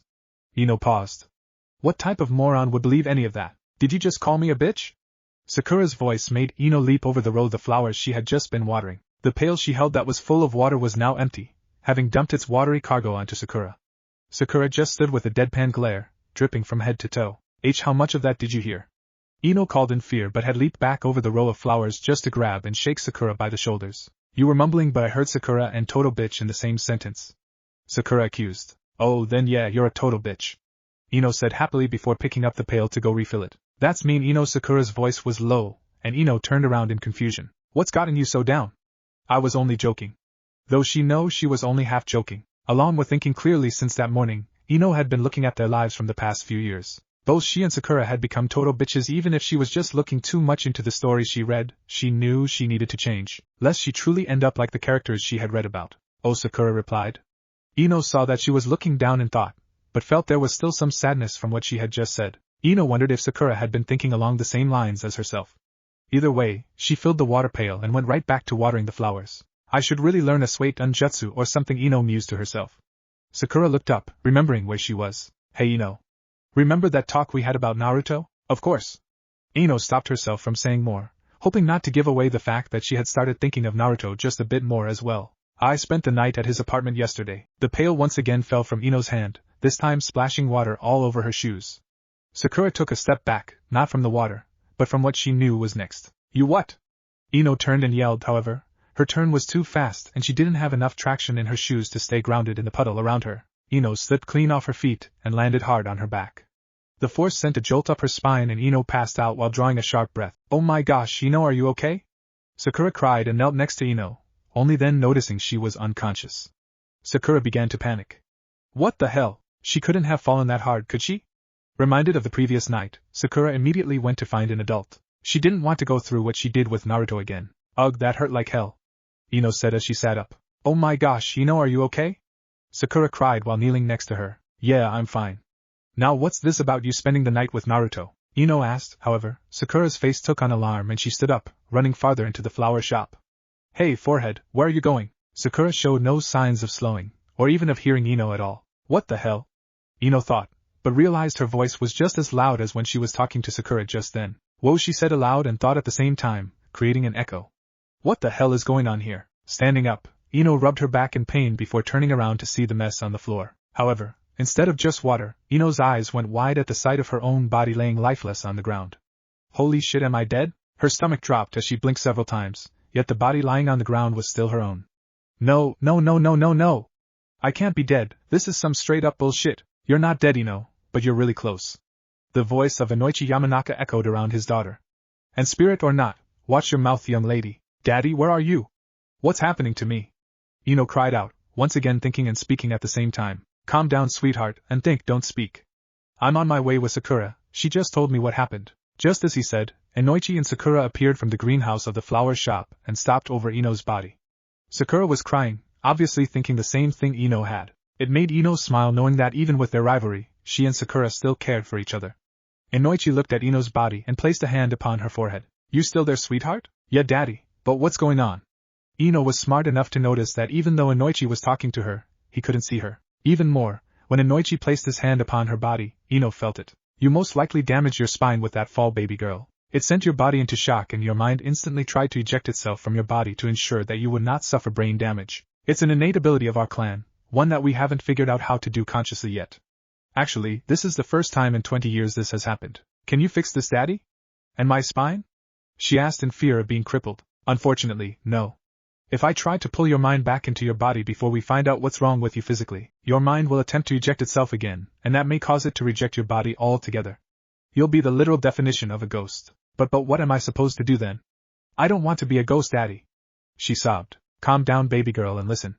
There is one person I know of who can fix this, but it may be weeks, probably even months before I would even be able to get into contact with her, and that's if we're lucky. Who is it, daddy? I don't care how long it takes, as long as we fix this, Inoichi sighed. Then we need to find out where Tsunade Senju of the Sannin is. Chapter 6, First Act Scene 2 of The Translucent Girl. I'm a freaking ghost. Ino cried as she floated in front of a mirror but saw nothing at all. She floated upside down and right side up repeatedly in a cartwheel motion, tears falling both up and down as she did. Inoichi sighed as he heard his daughter still complaining as she had been doing for the past 10 minutes upon discovery of her body. Ino, why don't you look at the bright side? You may be the first person to figure out what exactly this ability of ours does. Why don't you go experiment? He called, hoping to just get the girl out of his hair while he had field medics take Ino's body to the hospital. I don't wanna. Ino whined again, this time reminding Inoichi of how she had been when she was younger. Those were words he had hoped he wouldn't ever hear again, but unfortunately, his memory proved to be just as good as you would expect a Yamanaka's to be. Ino, eat your vegetables, it'll make sure you keep your figure. Inoichi tried to feed his 4-year-old daughter some broccoli but she turned away vehemently. I don't wanna. Ino, eat your meat, the protein will keep you strong and fit. Inoichi coaxed his 5-year-old daughter. I don't wanna. Ino, eat something please, you're wasting away to nothing. Inoichi pleaded with his 12-year-old daughter. I don't wanna. Now look out, our genin test is today. Inoichi's sweat dropped. Was that last week? Ino had heard her father's thoughts, and rolled her eyes before floating towards the door of the flower shop. I'm going already, daddy, jeez. She threw her hands up in frustration though she knew he wouldn't see it. Without so much as stopping, she flew right through the wall of the shop. Stupid water being slippery. Stupid daddy being so nonchalant. Stupid ability to walk through walls like a real ghost. Ino paused as she floated in the middle of the road. To confirm the realization she had just come to, somebody threw a ball that soared right through her. She hadn't even felt it. Holy crap, this is awesome. Before she could think more on what she could do with her new ability, the boy whom had thrown the ball ran right through Ino as well. This time, she did feel something. Her entire being pulsed outwards, and she could feel her heart rate rise exponentially. A bright flash occurred as this happened as well, and when Ino could see again, she had no control of her body. She felt really short and stubby. For some reason, she was running after a ball with her hands outstretched. When she reached the ball, she noticed it was the same one that had flown right through her. However, the hands that picked up the ball were far too small and chubby to be her own. I got it. She felt herself call out, however it most definitely wasn't her voice. She wasn't a boy, and she had already hit puberty. As the body that wasn't hers began to run back towards the other waiting children, Ino tried to stop herself from moving. After just a moment of resistance, another flash blinded Ino and she was on the ground, watching as the little boy she had just entered ran towards his friends. She floated back upright and patted herself down. What the hell was that?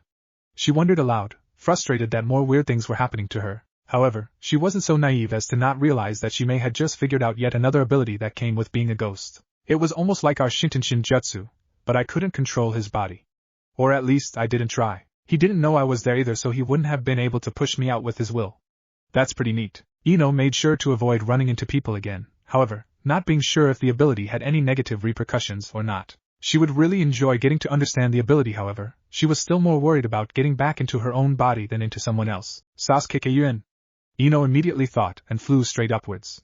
She spun around in a circle with a bird's eye view of the village until she found the Uchiha compound. Just as she was about to fly over and see if he was home, Ino heard her father's voice again. Ino, go to the Hokage's office and see if you can communicate with him. I'll be there in a short while. Looking down, Ino saw her father walking with two medic nin. They had a stretcher, no doubt holding her body, but the sheet was pulled all the way over as if she were truly dead. The sight made her stomach drop and the fear of being dead returned to her full force. Screw going to see Sasuke, her father was right. But how, daddy? How will he hear me? Only you can hear me right now. You should still be able to use Shintenshin, baby girl, but I'm not completely sure. You're pretty bright, Ino, I'm sure you'll figure something out. Ino wanted to scream that it was totable, but not trying was worse than failing. With only a huff, Ino changed course and flew towards the Hokage's office. Inoichi knew she was gone as she said nothing else. What he really wanted was for Ino to stay away from the hospital, stay away from Sasuke, and actually experiment with being disembodied. This was a rare chance for the Yamanaka clan to possibly develop another technique that would put their name out there again. With Ino, she realized she could fly extremely fast. Usually it would take at least 5 or 6 minutes to reach the Hokage's office from their flower shop, and that was through roof hopping. Being able to fly, Ino reached it in 30 seconds flat. Without slowing again, Ino flew right through the walls of the office. However, she hadn't expected so many people to be in the office at the time either. She saw the Jonin-sensei for Sakura's team, Kakashi. She remembered his name being. The Hokage was at his desk, Iruka-sensei was there for some reason, and Naruto had just sat down. Having taken in all of the patrons of the office in literally moments, Ino didn't have enough time to slow herself down before she flew straight into Naruto. Once again a bright flash blinded her, and she felt her presence spreading outwards. Her heart rate sped up, and when she was able to see again, she was looking directly at the Hokage. Shit, this wasn't supposed to happen. Ino cried and immediately began trying to leave Naruto's mind. However, no matter how much she tried to remove herself from his mind, she couldn't so much as hear the outside world. It was as if something was blocking her from getting out. What the hell? Shit, I knew this ability was too good to be true. Naruto-kun, I'm going to ask you some questions and I want you to be honest with me. There will be dire consequences to any lie that you tell me. The Hokage's voice spoke to Ino/Naruto. Ino stopped struggling as she noticed how tense the atmosphere was. Naruto was scared, she knew. Not because she could feel his emotions. It was because the way the Hokage spoke frightened her as well. What the hell did you do now, Naruto? She wondered and took in the scene. Alright, Hokage-sama, she felt Naruto tremble. What happened to you the night you fought and defeated Mizuki? The Hokage asked. Ino gasped. And Naruto defeated Mizuki-sensei? But how? Mizuki-sensei is a Chunin. I thought Iruka-sensei defeated him. To answer Ino's question and then some, Naruto began to explain that night and everything that followed. Ino was once again trying her hardest to break free of Naruto's mind. This was all too much for her. Naruto could see the future? Plus he had the Kyuubi inside of him. On top of that, the things that he had said were most definitely within the books she had read. This can't be real. There's no way Naruto can see into the future, soul-raping brat. Stop your miserable screeching and come to me. A booming voice shook Ino's very existence, and she dropped to her knees. To her surprise, she was no longer seeing through Naruto's eyes. She was in a long sewer-like corridor. However, the voice took the forefront of her thoughts as she knew exactly what it was that was calling out to her. If what Naruto told the Hokage was true, then the voice could only belong to Kyuubi? Ino whimpered out, realizing she would have wet herself if this was the real world. Meanwhile, at Konoha Hospital, Inoichi-sama, Sir, a nurse, Ms. Nanako Aika, called to the head Yamanaka. Inoichi was just finishing up legal documents to have Ino admitted into the hospital for an undetermined amount of time. Yes, what is it? Inoichi handed another nurse the documentation and entered the room where his daughter was. I don't know why, but your daughter just wet herself. Inoichi paled and turned away. That's very unfortunate. Please undress her and burn the clothes. Sir? Ms. Aika asked in confusion. If anyone finds out about this and Ino finds out, she'll kill everyone and then herself. Please be rid of the evidence. Yes, sir! Nanako cried, now seeing how dire the situation was. Very smart, brat, now make your way to me if you want to live. Every fiber of Ino's existence was screaming not to do it. However, she was positive that the Kyuubi would kill her either way. On a whim, she began to swiftly float through the sewer-like space, rounding corner after corner with only one direction to go. Soon, she came to an opening that was of a large red cell with a seal on it. Welcome, Yamanaka brat. Kurama spoke directly to her now, his voice no longer echoing around her. Ino trembled and swallowed in fear before finding the sliver of courage to speak. What do you want from me? Kurama walked directly in front of the cell, letting Ino see just how large and menacing he really was. He sat on his hind legs and let his tails sway around him. Ino, not wanting to look the demon in the eyes, watched its tails hypnotically. However, that's when she noticed something. Only 7? She asked aloud on accident, though she realized that she was, thinking would have done no different. Before Kurama could answer her, everything around them changed once more. In an instant, Ino was surrounded by rapidly flashing images. Each one seemed to be set within a large picture frame all their own, but they were moving as if they were movies. She looked around in horror, afraid that the QB was doing something to harm her. However, she saw the fox's eyes shifting rapidly and taking in all of the images as well. Calming down just a bit, Ino began to look at the images and put 2 and 2 together. The future? She wondered aloud. Then some of the pictures began to burn away and in their places, new pictures formed. That part, she didn't understand. As she raked her brain for a meaning, she saw a picture that showed Naruto sitting on Hokage Mountain with Hinata on his lap. The scene made her blush, and she smiled that Hinata would finally get her chance to be with Naruto like she had wanted. However, the scene burned away and revealed Naruto sitting with Sakura in the same position. Ino's eyes widened and anger filled her slightly. Is it showing what's going to happen or what could happen? Sakura did say she spent the night with him. Once more her thoughts were interrupted as the scene burned again. Ino's jaw would have hit the ground if it physically could. Sitting on Naruto's lap this time was Ino herself, a look of sheer joy and bliss shining through. The scene did not remain long and burned away to reveal other different scenarios, and though Ino didn't want to take it all in, she somehow was able to retain all of the information. Something that stung at her heart was watching her and Shikamaru's father be killed by the Jubi. All of it was clear to Ino now. Naruto really could see into the future, and things were changing because of him. Even with a clear, concise view on everything, Ino forced herself to remember the picture of herself, Hinata, and Sakura with Naruto, more so than dwelling on her father's and uncle's demise. That's just not possible, she tried to make herself believe. You are quite lucky. I was going to eat your soul, but now that I know the truth, I suppose Naruto could use a mate like you. I am not Naruto's mate. I don't even like him much. Ino paused. I used to like Sasuke-kun. The images of Sasuke leaving and then returning just on a whim pissed her off. She wouldn't dare say she liked Sasuke anymore. However, she was still having a hard time believing and processing so much information anyway. Frustrated, Ino pounded the ground and shed tears. Why can't I get out of here? I don't want to see what Naruto does. I don't want to feel what he does. This is messed up for both of us. You cannot leave because of this seal, unfortunately. Kurama answered her. Forcing yourself inside of Naruto wasn't very wise. The seal will not let any foreign entity leave him, regardless of if it is me or not. But I didn't force myself in. Ino, the way you flew in here was like using your soul as a battering ram. Even if Naruto's mental defenses would have been ready to kick into gear, you would have broken them apart with little effort, and probably left the kid in a psychological shitstorm. Ino frowned. She hadn't tried to break into Naruto's body. She understood that she needed to be more careful about navigating as a ghost too. How do I get out? Kurama did not answer her for a moment.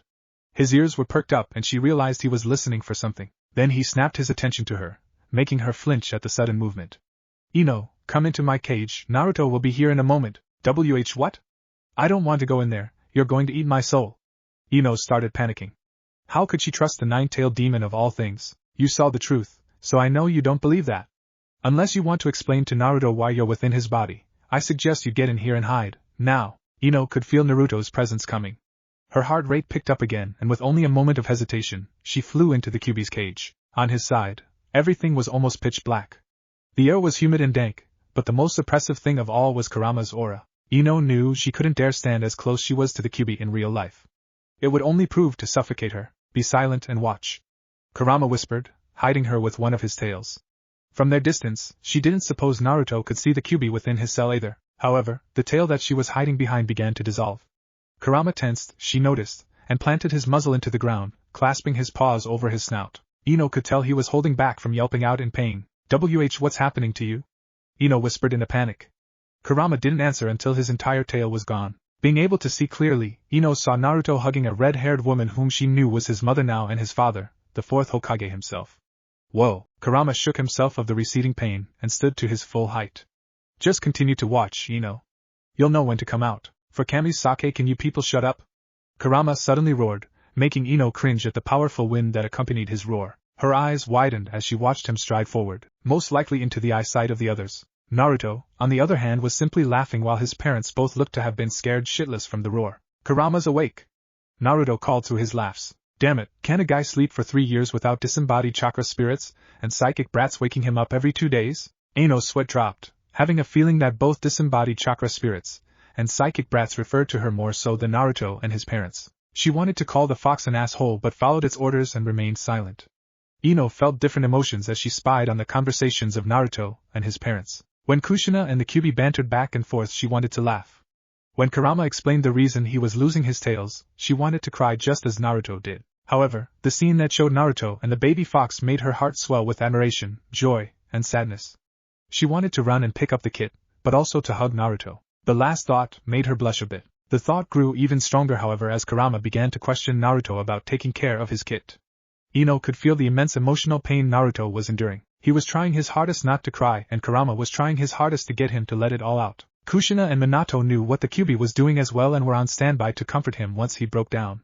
Tears fell from Ino's eyes at the scene. She was understanding more and more what Naruto went through, and on a particularly off-topic side note, wondered if the three authors of the books she had read could see the future as well. Once Naruto finally did break down, Minato and Kushina instantly began to comfort him. Ino hugged herself, feeling even more as if she were watching something she shouldn't be. After a short while, the cage to the Kyuubi cells suddenly opened and Kurama walked out to join the family. A bit after that and Naruto was soundly asleep. "You can come out now, Ms. Yamanaka," Minato called to her.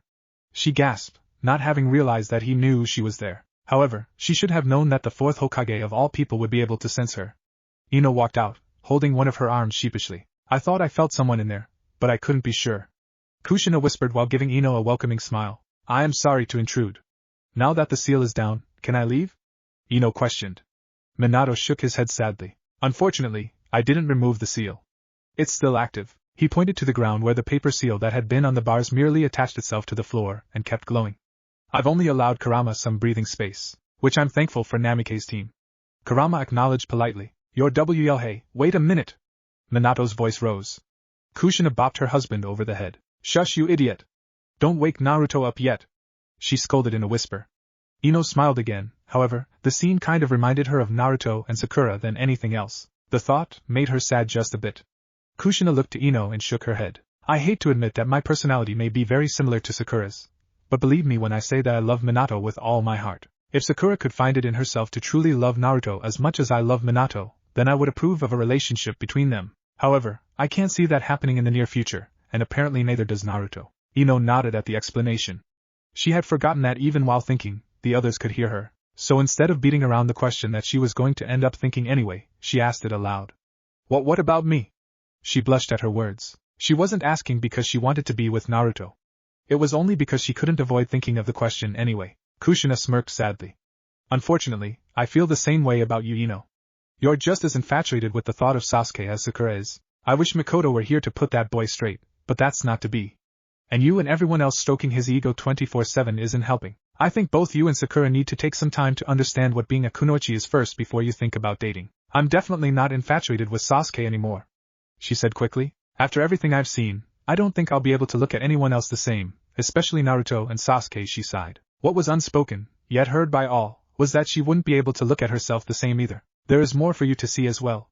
Kurama spoke through telepathy, making it so his booming voice was only heard by the three awake people. He obviously didn't want Mount Kushina blowing its top on him. Minato nodded in agreement.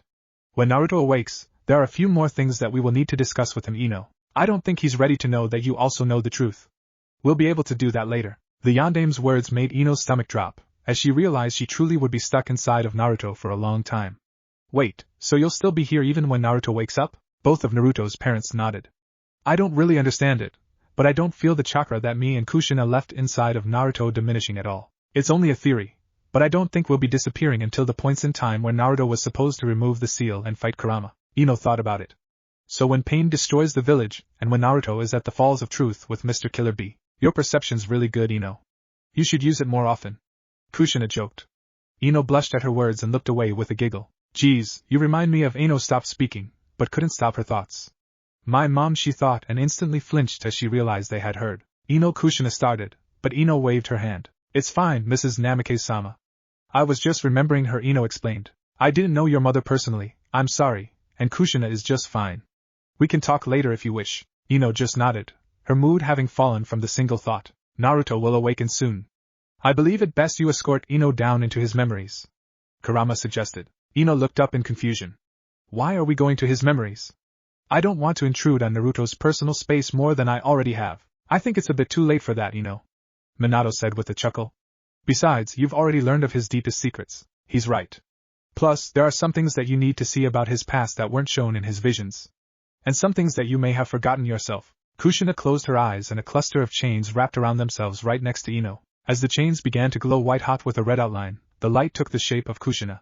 As the light faded, a clone of Kushina stood next to Ino. Come, we can have that talk too. The clone offered. As Naruto stirred, Ino knew she had no choice.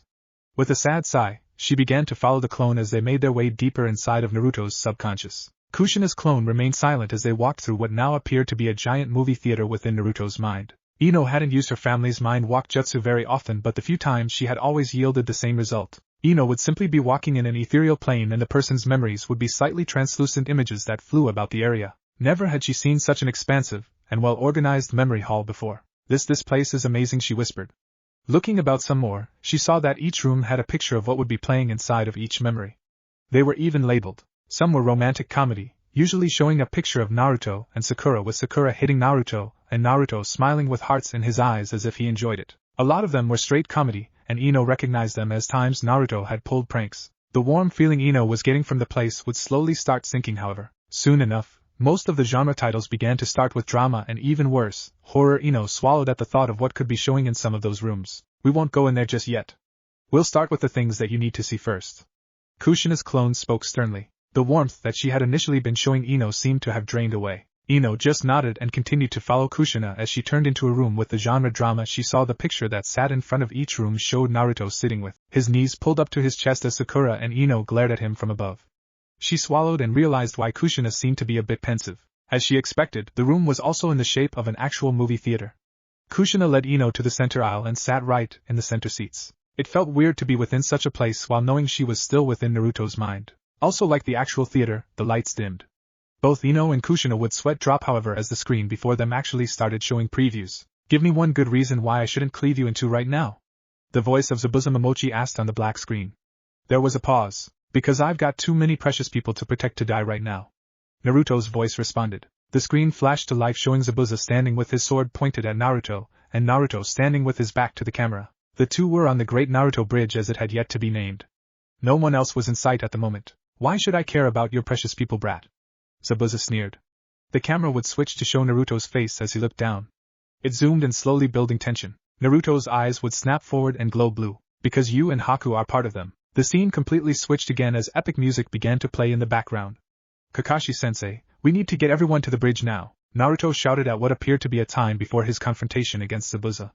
He had just rushed into Tazuna's house. I don't believe that's an option anymore.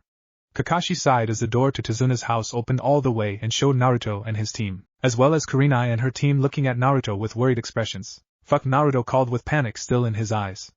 The scene would switch once again, showing a bird's eye view of a clearing. It's hard to believe, Haku-chan, but it's all the truth. How could I possibly have known the things I've told you? Naruto asked. The camera would show Haku on his knees and crying, while hugging himself. Haku began. However, he looked up with tears falling still, but his face shone pure rage. I believe that you are a spy. If you're here to hurt Zabuza-sama, then I will show you no mercy, Naruto-kun. Haku took out several sanban and stood to his feet. Haku. Naruto spoke his name sadly. Haku flinched but grit his teeth. Don't do that! He screamed and launched the sanban at the camera. The scene would fade to black as the music suddenly stopped. You better have a damn good reason for dragging me here, Jiraiya. A woman's voice that made both Ino's and Kushina's eyes go wide called out. Believe me, Haim. That kid is reason enough. Jiraiya responded. The images came back and began to show fast scenes as the music started up again and built towards a climax. From what Ino saw, it showed Naruto and Zabuza clashing on the bridge, kunai against giant sword. Then it showed Sasuke upside down, flaring through hand signs before unleashing a giant fireball at a target off-screen. It showed Kurenai-sensei get knocked off her feet by a powerful blast of snow only to be caught by Kakashi bridal style, making the female Jonin blush. It showed Sakura and Hinata standing in a clearing facing each other before they both dropped into a fighting stance and Hinata activated her Byakugan. Then it showed the silhouette of a girl with a long ponytail walking out of the moonlight towards a wide-eyed Naruto before the music finally reached its peak. Is that me? Ino wondered. The scene went black and immediately began to freeze with ice. The ice shattered and showed the title of the movie in big frozen words. Mission to Wave. As the preview ended, both Kushina and Ino stared at the screen with wide eyes and gaping mouths. Kushina was the first to speak. That was epic. I can't wait until that comes out, she called. It's not a real movie. Ino face-palmed. Kushina just shrugged. And now, your feature presentation.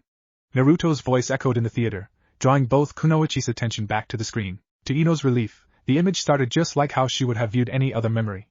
There was no title screen, music, or effects. It was simply showing what Naruto had experienced back then. As it was showing Naruto as a child, probably only around 7 or 8 years old. The view was oddly not from Naruto's perspective though. Ino chalked it up to a subconscious look at things since people could never truly remember their past with 100% detail. Either way, Naruto was sitting on the swing that sat outside of the academy. A date flashed on screen, making Ino sigh that the memory did have effects. However, as she noticed the date, she understood what was going on. It's the day we all started the academy, she said, though she wasn't very familiar with the events of that particular day. Leave her alone, or do I have to teach you all a lesson again? Ino's younger voice rang out from nearby. Naruto looked up and spotted Ino standing defiantly against a group of girls with Sakura cowering behind her. At the head of the group, Ino noticed a young girl named Ami that had been in their class. Geez, I remember this now, Ino said with disdain, only to have Kushina shush her. You can't do nothing stupid, Yamanaka. If you do, I'll tell Irika-sensei on you. Ami screeched. Ino grit her teeth. I'll tell on you first for picking on Sakura. Ino, it's alright, Sakura called from behind her friend. Let's just go to my house, please. Ino growled but seemed as if she would listen to Sakura. That was, until Ami threw dirt in Ino's face. Not a moment after, and Ami had punched Ino right in the face, knocking the girl off her feet. The other girls joined in and began to kick Ino while she was down. Sakura was screaming for them to stop, but the girls just grabbed her by the hair and began kicking her as well. Naruto's heart skipped a beat as he watched it happening. Without hesitation, he stood to his feet. He knew he couldn't fight the girls, for more reason than one. However, in his fear that the two girls that were getting attacked would be seriously hurt, Naruto drew on a power that he didn't realize he had. For a brief moment, Naruto's eyes began to glow red. He made a single hand sign and in a silent plume of smoke, transformed himself into Irika-sensei. Walking over to the two downed girls, he shouted, Hey! What are you doing? Get off of them right now! The girls froze in fear as they heard Irika's voice. Ino, in the movie theater, suddenly gasped. She remembered completely now. Tears welled in her eyes as she knew how the memory would end. Irika-sensei! This isn't what it looks like! Ami sniffed, and pretended as if she were about to cry. Irika just glared. You needed a whole group of people to mess with two little girls. You're pathetic. All of you are expelled. Get off of school property and never come back, Naruto yelled in Irika's voice. The entire group of girls gasped and began to beg for Irika not to. Now, all of them truly did start crying. However, Naruto once again pulled upon the power that he didn't know he had, and activated another jutsu. Get the hell out of here! He screamed out using Irika's big-headed jutsu. The girls scattered after that. Once they were all gone, he turned to the two down and sobbing girls. In another silent plume of smoke, Naruto returned to normal. Are you two alright? He asked, kneeling next to them. Ino was the first to try and sit up. Who are you? She asked. She had seen him in their class, and was pretty sure she had seen him around the village a few times, but she didn't remember his name. Even more, the boy looked away in worry at her question. That's not important right now. I should go get Irika-sensei. Naruto was cut off as Ino threw her arms around his neck in a hug and fresh tears flooded her face. We were gonna be ugly now. Look what they did to our faces. Ino cried. Naruto was awkward from the position and nudged Ino off of him without offending the girl. Looking at her face, he saw that she had a black eye and a bruise on both her forehead and cheek. Her nose was bleeding and seemed a little pressed upwards, giving her the image of having slightly larger than normal nostrils. You're still pretty, Ino-chan. One of the most pretty girls I've ever seen. Sakura-chan too, Naruto said innocently, as if it were the most natural thing in the world. Ino's face flushed scarlet, and she slowly stopped crying, wiping her tears but saying nothing. Sakura began to stir and looked up at them, sniffling still. She had a big cut on her forehead, going up towards her scalp, giving her the look of a larger-than-average forehead. She also had a black eye and bruises. When she saw who Ino was talking to, she shot up quick. And Naruto baka. Go away, we're not supposed to talk to you, monster. Sakura cried and hugged Ino's back, as if trying to hide herself from him. She spoke in more fear than loathing though. What? Naruto stuttered, fear evident in his face. Ino rose an eyebrow and craned her neck in Sakura's direction. What are you talking about, Sakura? Mommy said Naruto Uzumaki is a terrible boy. She said he turns into a monster at night, and tries to steal away little girls like us so he can do dirty things to us and then eat us. That's why he's always alone, because he eats everybody that gets close to him. Sakura's glare at Naruto did turn into scorn after that, and unfortunately, Ino's gaze followed as it landed back on him. That's not true. Your mom is a stupid liar. Ino gasped and then on impulse lashed forward with a punch, hitting Naruto right in the eye. Naruto fell back on his butt with a look of shock and hurt on his face. He looked up at Ino with tears in his eyes, not from just the pain, but from the act itself. Ino stood up and glared at Naruto, though she was also conflicted on why she had hit him too. But she stood by what she was going to say. Mrs. Haruno is the nicest lady ever. If you call her stupid and a liar, then you must really be a bad guy. Go away, you stupid monster, and leave me and Sakura alone, Ino yelled and for good measure kicked at Naruto, making him jump up in fear. However, as Ino looked into his eyes, it wasn't fear that he was showing. It was genuine hurt and sorrow. Naruto clenched his fist and looked down, biting his lip. I hate you! You look like a stupid pig, Ino. And Sakura's stupid forehead is bigger than stupid Ino pig's butt. With his shout, Naruto turned on heel and started to run. The scene would fade with that, ending the memory. Ino had actually shed a single tear as the words were spoken and the actions of her younger self shone as bright as day before her. Kushina shook her head in disgust at the scene. However, she saw Ino's tear and remained silent, awaiting Ino's further reactions. I remember now. When I thought about that day, I forgot that it wasn't really Iruka-sensei that had come to save us. It was Naruto. Ino closed her eyes and held back more tears as her awful words and treatment of Naruto repeated in her head, heard by Kushina nonetheless. That was awful. How could me and Sakura be so stupid as to believe that Naruto was a monster? He called Sakura's mom stupid and a liar, and it just made something snap in me. I didn't believe Sakura until he said that. Why? If Mrs. Haruno is so biased as to call Naruto a monster, then why would you believe she was the nicest lady ever? Kushina questioned with a knowing gaze. She understood the scene better than she let show, and hoped Ino would see it too. Ino began to think of the time she spent with Sakura and Mrs. Haruno. Whenever they were together, Sakura's mom was always coddling them both. She pampered Sakura just as much as her father pampered her. She would take them out for ice cream and to the movies, and then cook them dinner before taking Ino home. She genuinely seemed like a nice person to Ino. However, she also began to remember the times she had been around Mrs. Haruno when they would see Naruto. The smile that was on the woman's face would fall and she would glare at Naruto, or sometimes even sneer angrily. Those were times in which she was slightly afraid of Mrs. Haruno. Ino knew the answer now. I thought she was nice because she treated me like her own daughter because I don't have a mother, and she was the closest surrogate to what I thought a mother was supposed to be like. Kushina nodded and stood up. Yet that doesn't make you feel better about what you said and did to Naruto, does it? Ino shook her head quickly. Not one bit. I want to go in there and beat the shit out of me and Sakura for being so stupid. And I want to apologize to Naruto too. You'll get your chance with that one, Ino. But come on, this isn't over yet.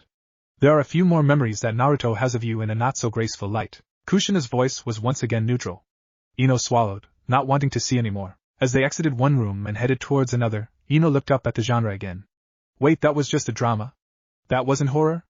Ino asked. Not even close. Kushina sneered. The things that Naruto has under horror will make you piss yourself in fear and kill yourself in sorrow. Kushina said nothing else as she led Ino down the long movie hall. Ino looked down, not wanting to see the pictures and genre anymore. Trying her hardest to refrain from thinking at all, Ino accidentally ended up replaying the scene in her head. Mrs. Haruno is the nicest lady ever. If you call her stupid and a liar, then you must really be a bad guy. Go away, you stupid monster, and leave me and Sakura alone. Ino kicked at Naruto again, however, he didn't budge. Instead, he began to cry just as she and Sakura were. Why, Ino-chan? I'm not a monster. Please don't send me away. Naruto cried out to her. Ino looked at Naruto and held her chest. I am sorry, Naruto-kun. I know you're not a monster. I don't know what came over me. Ino said back. Then why did you say it? Why are you trying to hurt me like everyone else? Naruto said, wiping his eyes. I'm not Naruto-kun, I swear. I'll never do anything to hurt you again. And I'll stop everyone else from hurting you too. Everyone?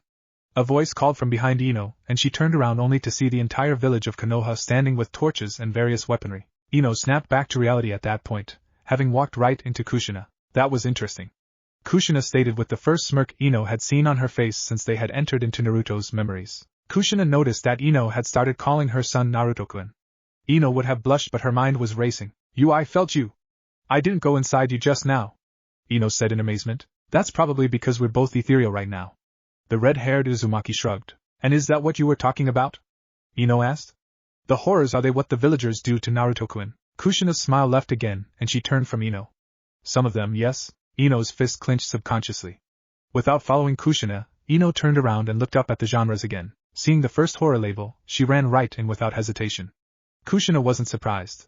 She let the trace of a sad smile form on her face again as she followed Ino in. Looks like we're making progress. She whispered to herself. Present time. Unbeknownst to Naruto, as he exited the Hokage's office, Ino resided within his body along with his parents and Kurama. At the same time that Naruto had been speaking with the Hokage, Kakashi, Iruka, and Jiraiya, Ino had been going through his memories. Blissfully unaware of such, Naruto stepped out into the post-rain sunshine and took a deep breath. The smell of the lingering storm made him feel just as refreshed as he had that morning. This is going to be good, Naruto thought as he made his way to Training Ground 7. Kakashi had told him that they would be having a training session that day, and that he would retrieve Sakura and Sasuke after he performed a few quick errands. Naruto shook his head at the thought. Perverted sensei probably just wants to ask Ero-sennin to autograph his porn collection. Naruto made no detours himself as he ran towards the training fields. His mind was still on how everything had gone so well in the Hokage's office. He had allies in this fight now, and it truly made him happy. Saving the future seemed more and more possible. Also lingering in his thoughts, however, was the image of the 3 girls that had been with him on Hokage Mountain. Naruto frowned and slowed to a stop, reaching the field. With a heavy sigh, he walked over to a tree and sat down. I want to believe that it means I'll be able to be with Hinata-chan, but why would I be with Sakura? And what the hell was I doing with Ino at all? Naruto groaned. I don't understand this anymore. The future keeps changing on me, so I don't know what to plan for.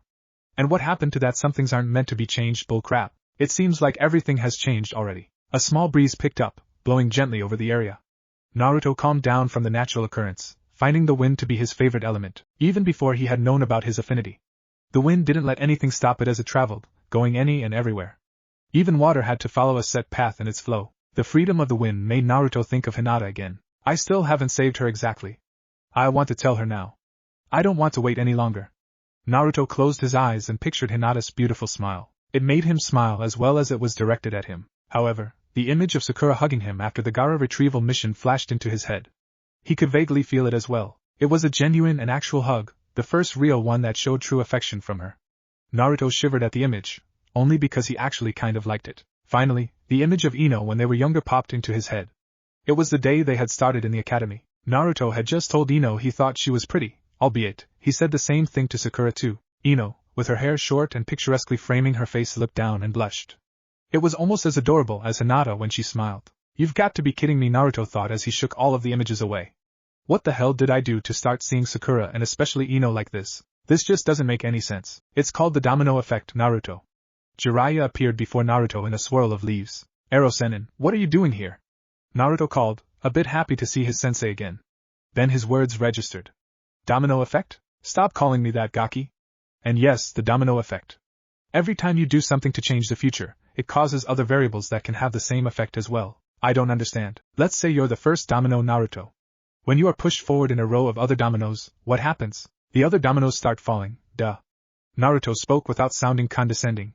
He was still trying to figure out what Jiraiya was getting at. At a certain point, the lanes of dominoes may become 2. When the row that you pushed hits 2 dominoes at once from separate lanes, it caused 2 separate rows of dominoes to start falling. This can multiply infinitely in an open space. Naruto rose an eyebrow, almost understanding what Jiraiya was trying to say but not quite. Jiraiya noticed and sighed. Look, Gaki, you changed one thing that affected someone else. Because they changed, they could affect other people as well. By using the Rasengan before it was time, you changed Iruka and Hokage-sama's future. By changing them, they changed Kakashi and my future. From what you told us about the bell test, you completing the bell test must have changed your teammates. Get what I'm saying now? Your actions aren't the only ones that will change the future anymore, Naruto. Naruto had understood it partway through. It was so obvious. The future that he saw the very first time was what would have happened had he not performed the Rasengan that night, or used Kyuubi's chakra. Or maybe even further, it was what would have happened if Kurama never gave Naruto a tail of his chakra. No, because I would be dead. Then a chill went down Naruto's spine as a very vivid and daunting image flashed into his mind. No, the future I saw was if Mizuki Team's shuriken never hit me. Naruto saw it clearly. The shuriken had struck someone. But it wasn't Naruto, it was Iruka. The revelation would not have worried Naruto. That is, if the voice he had heard before wouldn't have spoken up. Some things aren't meant to be changed. Naruto knew immediately that he should have killed Mizuki. Because Iruka-sensei was still in danger. What if Naruto has harem with Hinata, Ino and Sakura? And thanks for watching my video till the end. If you enjoy this content, then do consider subscribing to my channel. And leave a like if you guys need the next part. Comment down, and thanks for watching the video, and see you guys in the next video.